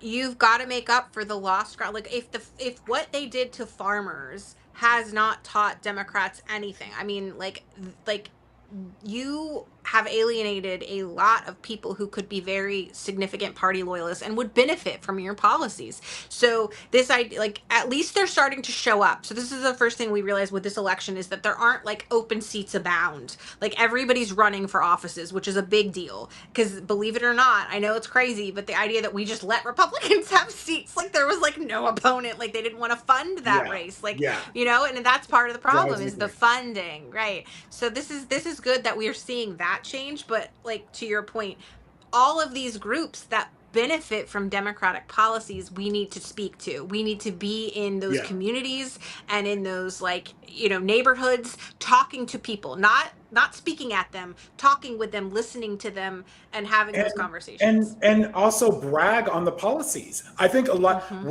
Democrats have let Republicans define what Democrats are. They're doing it now again. Democrats are communists. Like, you don't have to be DSA to be branded a communist. They're going to brand all of our candidates communists. So like, we need to do better at defining our values, what our party is behind. It drives me crazy that we're not doing that, because, we're busy separating the parties. I admit I'm kind of putting DSA on a separation too for my own reasons. But we need to what are our common values as Democrats, and let's start there, because folks need to look at think about this for a minute. Black voters are literally the base of the Democratic Party, right? And then you've got the DSA who have been known to do their whole, we're not voting protest nonsense. Right. So who are you harming? Truly, I have a hard time with that. Uncommitted movement. Whatever you want to call it. Yeah. Yeah. Uncommitted they do a lot of that. movement. I'm not voting. And to me, that's bullshit. It's absolutely bullshit. I want to mention this about the uncommitted movement, because there's a candidate who was part of the uncommitted movement, and now he's saying, "Oh, I ended up endorsing Kamala Harris. I was a supporter." But see, what happens when y'all do this shit? The damage is done. Irresponsible messaging. You brought people into that movement. Not everybody just flips. Not everybody's just like, well, we're good with Kamala now. And y'all are part of why we have Trump. You don't have to agree, but I stand with that. You honestly, do have to did agree. not vote, They do have to agree, because that's what happened. Trump. And if you were part of this movement, boosting this uncommitted movement, telling folks, oh, don't vote or withhold your vote, what did you think was going to happen? You thought you would get your These way. are the same folks back in 2016 who literally said to me, I remember knocking doors back in the day and being told, I don't know, I'm thinking of voting for Trump just because I want to see things, I just want to see him blow shit up. Right? I just want to see, literally. I just want to see him burn things down. Okay. I just, again, would like to reiterate that if you have a platform, you have a responsibility. With great power comes great responsibility. And that extends to whether you have 5 followers or 5,000. Okay. If you are a mouthpiece on the internet, you do have a responsibility. But these people who have much larger audiences that follow them, these influencers, these people that are getting into politics, these leftist influencers, their messaging, they're responsible for that and how it does come across. And I know it's really tempting to just be like, oh, well, you don't have to follow what I say. But people do, and you know that. And so this is why I again say that everybody's entitled to believe what they want to believe, but the idea that words don't have power is silly, because you know that they do. And so just going forward, I would like to suggest that if you have some of these farther right or left positions, wherever you're at, making sure that you you from the beginning qualify where you are at in terms of voting in an election like a presidential election, right? You need to separate your primary beliefs from the like general election and be very intentional about that. And I think they got real cutesy with it on purpose. That was not an accident. That was intentional. And that should be discussed, or rather acknowledged, that was intentional. Let's make the quick point of when we're talking about party right now. This is a poll. What's the date on here? I cannot see that, but it's a recent poll. If you talk about lot of the issues, 17th through the 20th. Okay, so it's within the past couple weeks. I believe I So read that. this is the Democrats are way above Republicans as far as who would better handle your top issues. For some reason, Republicans are doing better on national security and crime, but whatever. We deserve all the bad things. Like, I mean, when I see things like this, I'm just like, because how are you gonna look at a man that started a war with another country and be like, you know what? I feel like he'd be better at national security. What are you talking about? Have you seen Pete Hegseth? That's absurd. Exactly. God. All right. What else we have here? Also, okay, so, by the way, on the crime front, that's because again, you let Republicans fuck around with the abolish or defund the police messaging. You see, because you had a point there. Democrats had a point there, but they let Republicans take that narrative and run with it. And so now everybody thinks Democrats are just weak on crime and we don't care if people shoot each other. Like, which is crazy because we're the ones that want gun control and reform. So again, like I stress, stop giving Republicans the mic, stop letting them have the narrative, fight back. Like you said, go into these neighborhoods and you reclaim the narrative and the policy. I'm annoyed. All right, so this isn't that great. This next thing I'm going to show you, we're going to follow up with something a little nicer. I'm just putting that out there because this has been a long time coming. Great. Watch this. Reports the Democratic Party is so short on cash that leaders are asking vendors not to send bills until after the midterm elections. The paper spoke to 3 people briefed on the move who called it a bookkeeping maneuver. The paper highlights a cash disparity between the two parties, noting that President Trump controls a $400 million super PAC. The Republican National Committee is sitting on nearly $130 million, while the DNC is $2 million in debt. Yeah. The news outlet Notice also has new reporting on the DNC putting its physical headquarters up for collateral last year in order to obtain a $15 million line of credit this is just to so help pathetic. invest in off-year elections. This is so pathetic. The New York Times also details the chaos inside the DNC, centered around Chairman Ken Martin. According to interviews with more than 24 Democrats, Martin has found himself increasingly isolated, gripped by fear that he will lose his job, and relying on a vanishingly small circle of people he trusts. The paper also reports that in a peak of frustration earlier this month, Martin threw his phone at the desk of a junior aide while upbraiding the person. The phone tossing incident resulted in a formal complaint to the DNC's HR department. None of the people the Times spoke to witnessed the encounter, and there was some dispute over how aggressively the phone was tossed. See, that's the key. How aggressively was the phone tossed? Are we really in the weeds this deep? As Mr. Martin was said to have thrown the phone at the desk rather than at the aide. Okay. Oh, my God. Oh, I have another clip I want to show you guys. It's definitely much more positive. But, you know, everyone is so against PAC money. I get it. I'm against dark money. I think candidates have to take PACs are necessary right now. We are living under Citizens United. And when you think about the disparity between Republicans and Democrats in fundraising, Republicans are cleaning our clocks. So you want to, okay, it's one thing to talk about it in a primary. You're going into the general and you want to handicap your candidates against the Republicans. I just don't think that's good strategy. Now, there are some candidates that are doing very well in fundraising. James Tallarico is doing extremely well, but that is not the case everywhere. You have these smaller races. It's not the case everywhere. And I think people are always, everyone's like, oh, grassroots. Well, guess what? A lot of the people that's great that these grassroots areas that needed the grassroots the most are the ones suffering the most from all Yeah. of Trump's policies right now. So They just don't think about have that when you're- $10 to send when you're to a dragging senator, candidates to a for their senator's campaign. coffers. Yeah, think about that. So I don't know. Do you guys have anything else to say about the DNC? Should I go to the next slide? What I would say would probably get me yelled at.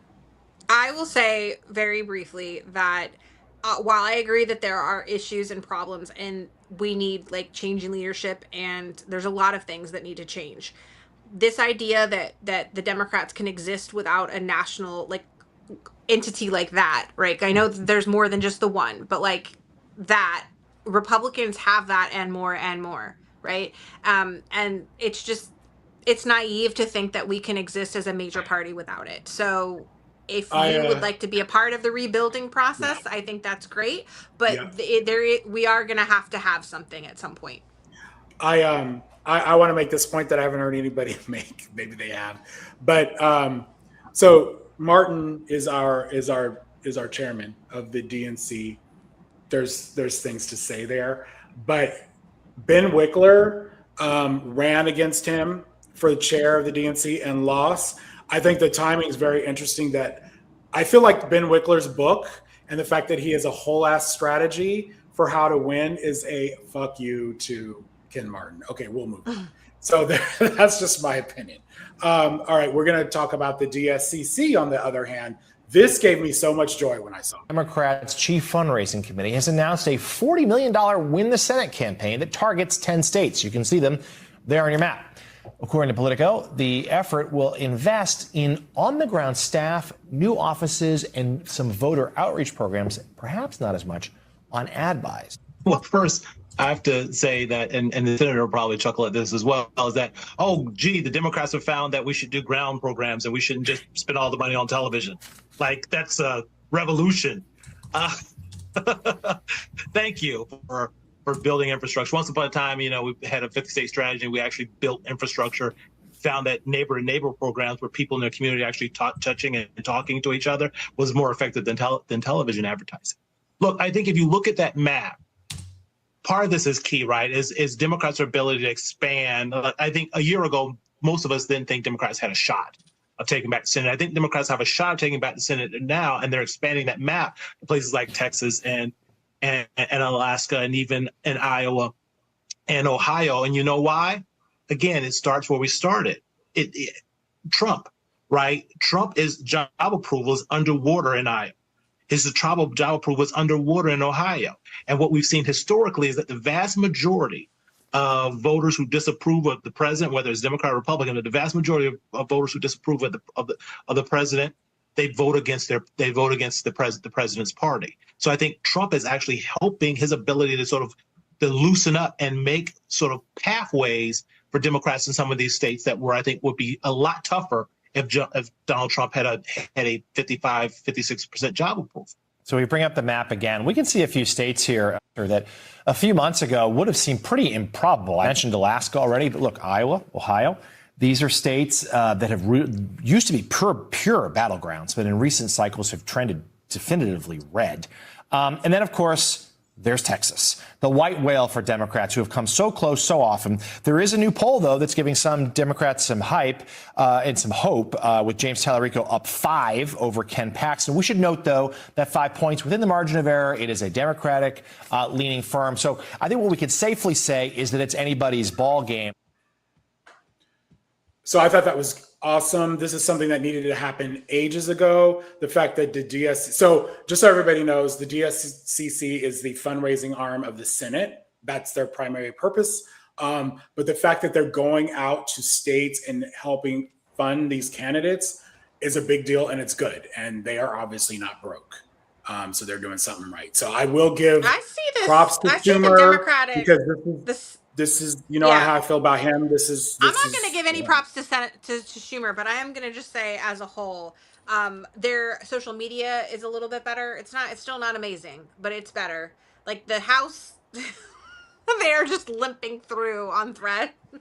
But like, I'm just saying, I see a lot coming out of the Senate, a lot of fight coming out of the Senate, and that I don't necessarily see as much like as an entity, right? Like I have a little bit more, I don't know. They're just kind of like more like grown-ups I don't know how to explain it. There's a lot of improvement that can still be had. I do see the strides that they're trying to make. And honestly, this is the time if you're going to make some gains right now, just on the basis of how much Trump is hated, you could do that now. You can't always do that, as we've seen in previous elections where Democrats lost. You can't just run on, oh, my opponent sucks.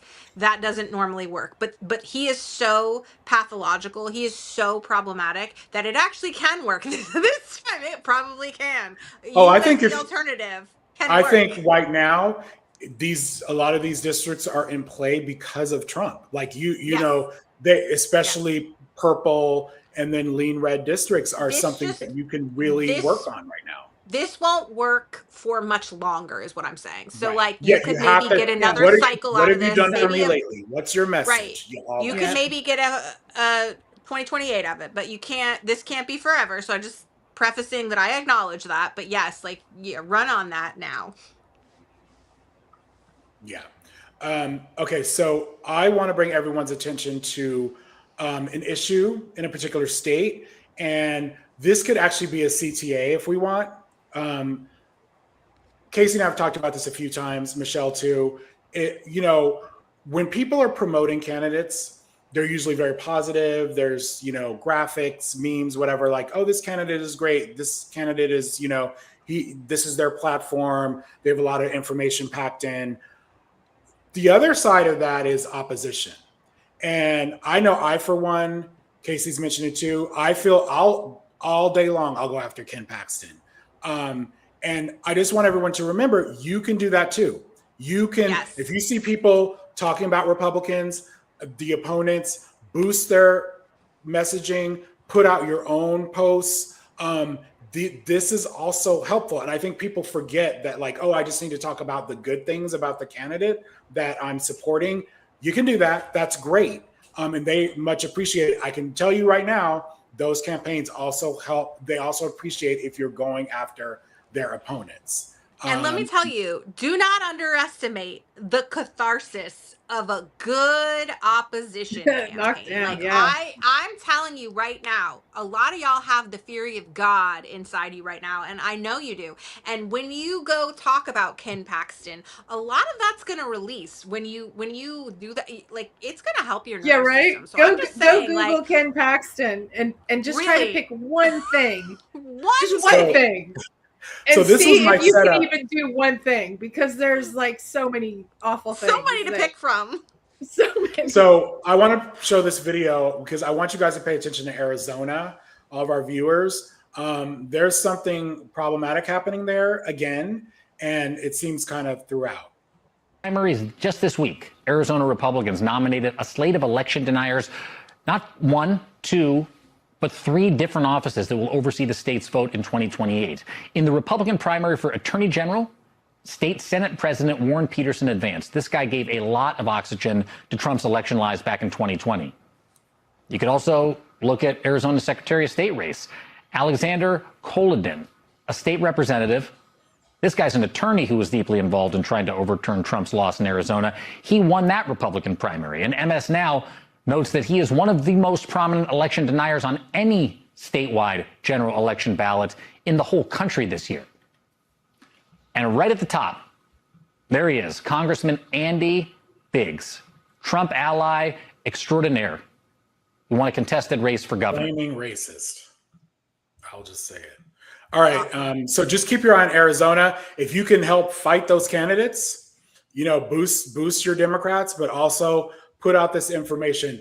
Andy Biggs, for one, it's not hard to find what his problems are. So put this shit out there. And I'm saying this is the benefit of a lot of Trump's allies, like the people he's endorsed have won the primaries, like as is Ken Paxton, right? And that is a much harder seat for Republicans to win now, right?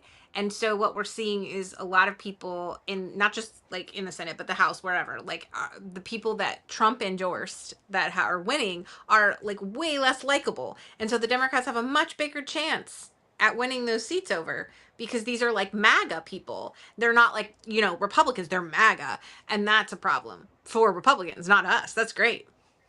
Yeah. All right. So we are closing out here. Let's one more thing. All right. So we have one more thing. Yeah, this is our one more By thing. the way. By the way. Just so you know. So we had the AG hearings this week, and this happened today. Is this not? Oh, damn it. I pressed it wrong. Okay, here we go. From North Carolina and Senator John Cornyn, the Texas Republican. Both of them have raised a lot of concerns about the DOJ setting up this anti-weaponization fund totaling $1.7 billion. They and other lawmakers have raised concerns that that money could be given out to people like people charged in connection to January 6th. I don't know whether it's the White House or somebody works there or somebody works for the president is basically telling them don't agree to those terms, and so we're kind of back to square one. This is about making sure that that even if you're the president of the United States, you don't get favorable terms from the government in a settlement of a lawsuit that ordinary citizens would not get. The nomination for Todd Blanche might literally come down to whether or not Senators Cornyn and Tillis get that written assurance. So I don't know what y'all think. I think this is over until after the midterms. I think Trump, because Trump did say today that he's willing to withdraw his nomination. And I think that's for one reason. This slush fund is not, Trump does not intend to get rid of that. He wants to keep that. And the other thing is the Epstein files. So he wants someone in place that is a guaranteed cover up guy for his Epstein files, and he also wants this slush fund. And the bigger thing about this bill or whatever it is, the slush fund's tied to immunity for Trump and his family for tax evasion, tax fraud, whatever. So there's a lot there. I know Cornyn is talking about, mainly the slush fund, but I think we have to also remember the immunity part of it for the Trump. He did bring that up. I watched him. I can't remember what show it was on, but it came up and he said that no president, he actually said no president should have immunity from audit, being audited by the IRS. The trouble So I is, think Trump is trying to wait till Cornyn is gone. Oh, yeah, for But sure. then Oh, absolutely. he's not like, what about it when we control the Senate? Like, let's hope that happens. So I don't know. I'm kind of bullish. It's very low stakes though, because he can stay as acting attorney general indefinitely, and has all the power of an That's attorney what's wild general. to me. So, And by the way, that's something we should be looking to fix. So these are the kinds of things that we need to have in note for when Democrats do have control. So when Democrats take over, you will have hearings and investigations You guys, with actual the Senate teeth, right not- now the Republicans have the ability right now to remove him. So why are we even talking about, you know what I mean? Like, why are They're not going to remove there's 100 awful things that he's done to help Trump, and I find it weird that those are the two things. That one thing specifically would because this is the corrupt caucus. Like there's so many Caucus. things. There's Only so the many one. reasons. Like, and you're willing to just bend on those two things. But he should let not me- be even considered. Period. Let me just Those are the say things in the news, though. Those are the big the things. The thing about this that should give everybody heart is that they have how do you solve a problem like Congress? They haven't figured it out yet. Like, they know that the only way around Congress is by passing things like the SAVE Act and voter suppression and all those things, right? And so if you elect enough Democrats, if you send enough messages to Republicans that we will absolutely oust you, even in a red state, then what it sends to the other Republicans that are left, that are up for a re-election 2 years later, because only a third of the Senate is up for re-election every 2 years. What it sends the message to them is like, you're not safe, that no one is, and that we're not going to allow this kind of corruption. And they will start doing what John Cornyn is doing. They will start stepping out and saying, all right, well, F this, I'm not going to support this anymore. And they won't go down with that sinking ship. Now, not all of them. Some of them will absolutely still go down with the ship. They will stay MAGA until the end. But not all of them. And so this is really, really important for those of you that are in red states to remember that you have leverage this way by if you oust somebody, then a senator in another state may go, oh, Texas has a Democratic senator. What? Like, we're in trouble. that's great for us. So I think the Trump administration is still, that's like the one entity that troubles them, and that's why they're working so hard to try to find ways around it, because they know that that's still their kryptonite or whatever. All right. All right. Well, we've reached the best of the week, the best of the worst, or whatever. This is a fun part. And you know what, Michelle, you go first because I have your content ready. So that's why I love the other. Wait, ones. which one are we doing? Yes. That's the one you picked. I chose that because this gave me hope. This is Obama's endorsement. I don't know. Did you want to share the entire video? Well, I mean, we can, but okay. To So me, do your thing. Yeah. So to me, one of the things, my takeaway from this, I thought was really poignant, because we currently have an administration right now that is taking away rights, trying to take away the rights of disabled folks. They're trying to take away Medicare, Medicaid, so many awful things, special ed programs, all of it. So to see one of my favorite guys get on the basketball court with this Olympia, it was just chef's kiss. I was just like, this is amazing. And I think this man, Turk's story is incredible. And I think he really genuinely has a chance at winning. And so you just have, when you just have, feel that way for too, those of us Michelle. who've been doing politics for a while, is that occasionally you get a candidate that you are just like, oh my God, I just really like this person. And I hope, you just know they're genuine. And just the and you know they representation. want, and you The know that they representation, want it matters. that. They want to be of service. And for some And we reason, need people like that for the same reason why we need Black people in leadership, right? Like, we need marginalized people in that, because then they are representative of other interests than just the white guy, right? Like, so this is like helpful, because like we need more people like that, because they bring really important things to the table. They bring important conversations and policy points that we wouldn't have otherwise. So this is the diversity that the Democrats should be like spreading from the rooftop, because diversity makes us stronger. It makes us better. We all benefit from it. Like, this DEI should not be a bad word. It should be something that people recognize as beneficial to all of us. And so when we see a candidate like this, like, I go, hell yeah. Like, I get really excited about it, because I want people not to look like me. Like, I want diversity. I think I also love that video because it's so out of the box. That endorsement video, it's just outside. Honestly. And this is like Obama's, happy space, the basketball court. And I will say this too. I live in LA and I'm not in the flight path, but whenever Obama was in town, when he was president, Marine One and the other two would fly over our house, and our entire house would shake. During that visit, not every time, but during that visit, there's a park, Cheviot Hills Park, and they would shut it down. Pretty much. I mean, you could still go in there, but you couldn't use the basketball facilities. And he would be there. George Clooney would be there. I know that because my kids would go and play at Cheviot Hills Park. So that is Obama's happy space. At his new library, there's basketball facilities there. Yeah. I love that. So I encourage everyone, you guys, to watch the whole ad though, because it's really got a cute little ending. So I don't want to spoil it for people, but the ending's really cute. Who wants to go? Chris, you want to go next? Sure. Okay, I will. Where is your video here? I'm so sorry. Okay, let's video first, or you want to talk first? I'll talk. So mine is Dr. Fauci, but my clip is from 2008, and it's George W. Bush giving him the Presidential Medal of Freedom. And at the time, that was given for his work on the AIDS epidemic. And we touched on that a little bit earlier, but it's pretty personal to me. My uncle was a Broadway actor. He served as president of Actors Equity, which is the union for all stage actors in the nation.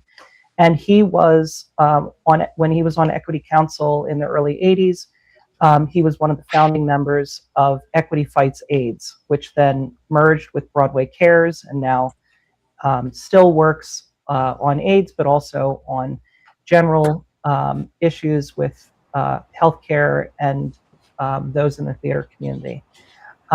He spoke very much about how he lost an entire generation of friends, that there was just an entire generation in the theater community that was taken out by AIDS. And the fact that Anthony Fauci was on the front lines of pushing for AIDS research and a cure, which we now basically have essentially. Yeah. It is that which he had an entire career by 2008 that would have been lauded, and the fact that he stayed on and did all he did through COVID again marks what a tragedy it is that Senate hearing happened the way it did. But the good thing about it is that social media has been flooded with people sharing their stories of appreciation for Tony Fauci, about their stories during COVID, and as a political stunt, it supremely backfired. Yes, it did. For Rand Paul, that now everyone is reliving the trauma of the pandemic and sharing their stories of everything that Trump did to exacerbate the problem, and giving Tony Fauci his flowers for what he did to save lives. All right, well, let's watch the video, and let me change the format here. Okay. Decades ago, a mysterious and terrifying plague began to take the lives of people across the world. Before this malady even had a name, it had a fierce opponent in Dr. Anthony Fauci. As the director of the National Institute of Allergy and Infectious Diseases for more than 23 years, Tony Fauci has led the fight against HIV and AIDS. He was also leading architect and champion of the Emergency Plan for AIDS Relief, which over the past 5 years has reached millions of people, preventing HIV infections in infants and easing suffering and bringing dying communities back to life. Those who know Tony do admit one flaw. Sometimes he forgets to stop working. He regularly puts in 80-hour weeks. For his determined and aggressive efforts to help others live longer and healthier lives, I'm proud to award the Presidential Medal of Freedom to Dr. Anthony S. Fauci.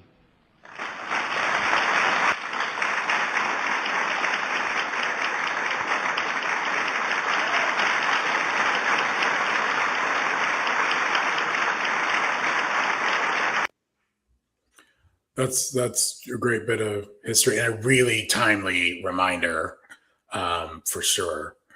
Yeah, I appreciate you sharing that story, Chris. Yeah, 100%. My stepbrother was, going through it in the 80s, and his friends lost a lot of friends, and they were friends.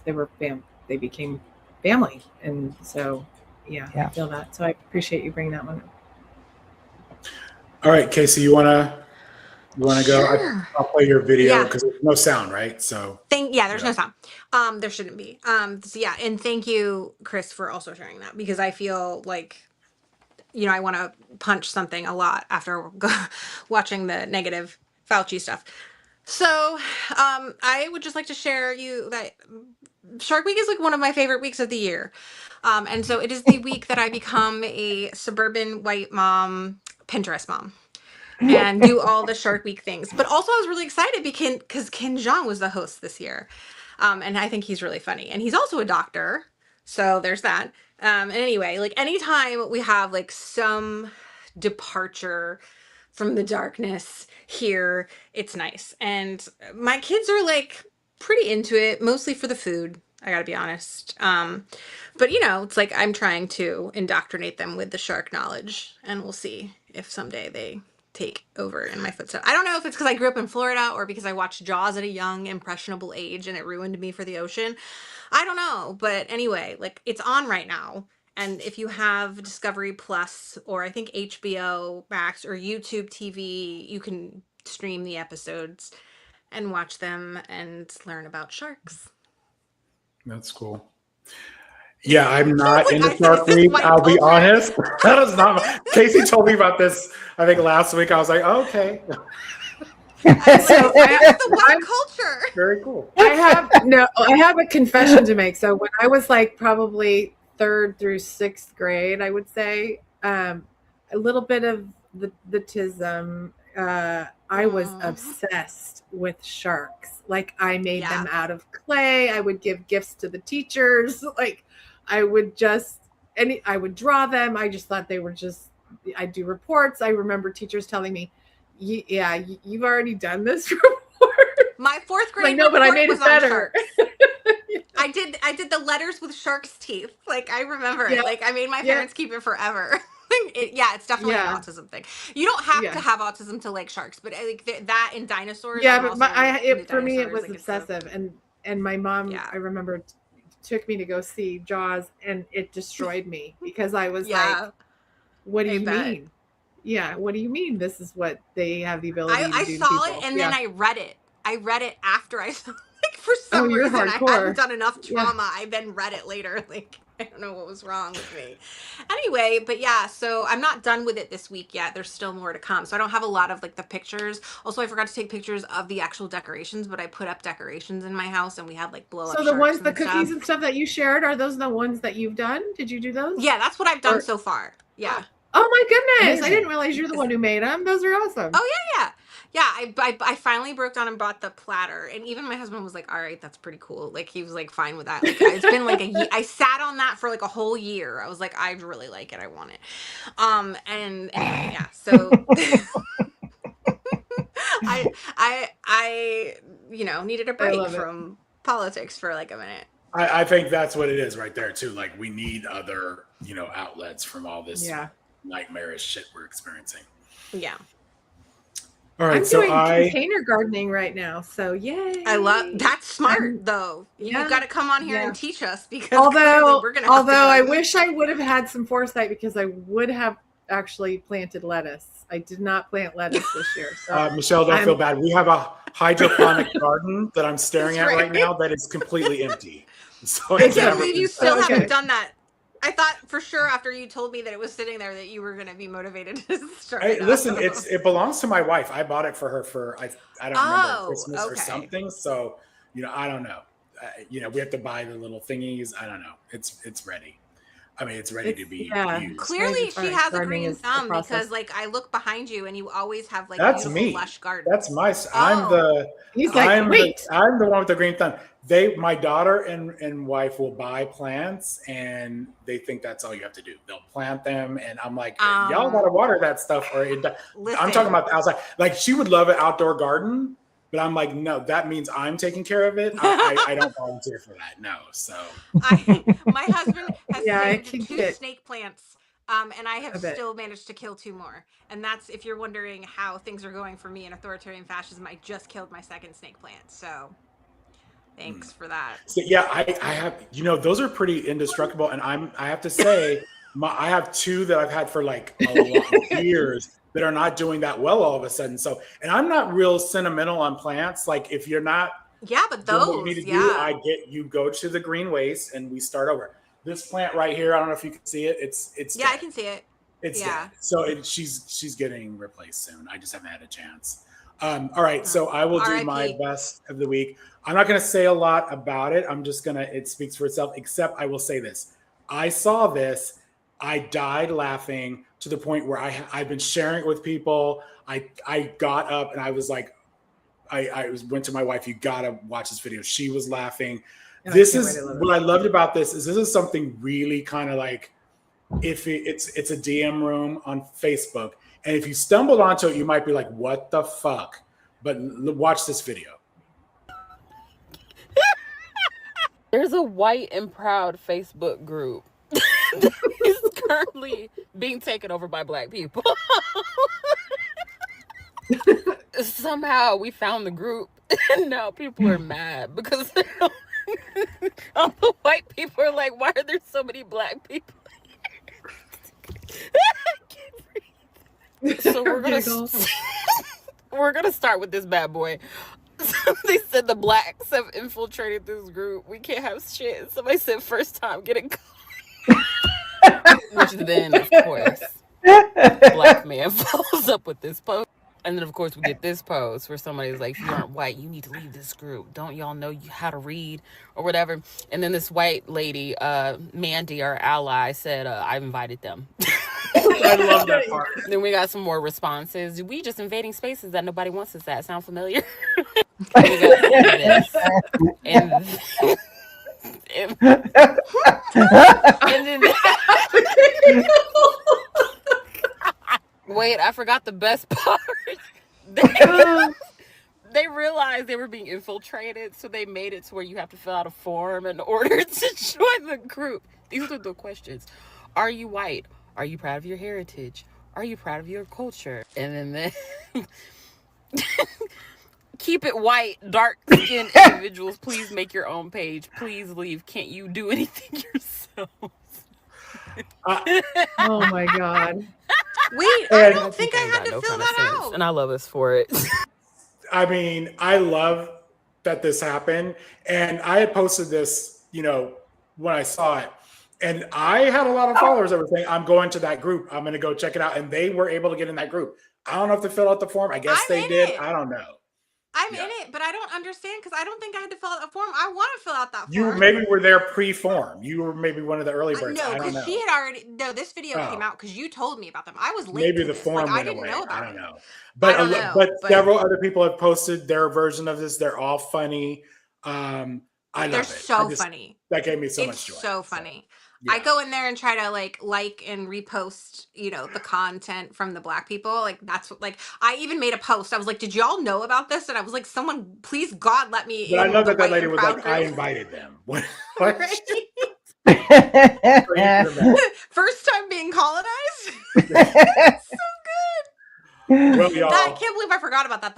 That is the best. That's so good. I need to join. Casey, you it's and I very have rare some when you fun. see a video that you're just I'll like invite dying you. laughing. And I was literally running around showing it to people. I was like, you got to see this. It's so funny. So, That's and her so name is funny. Morgan.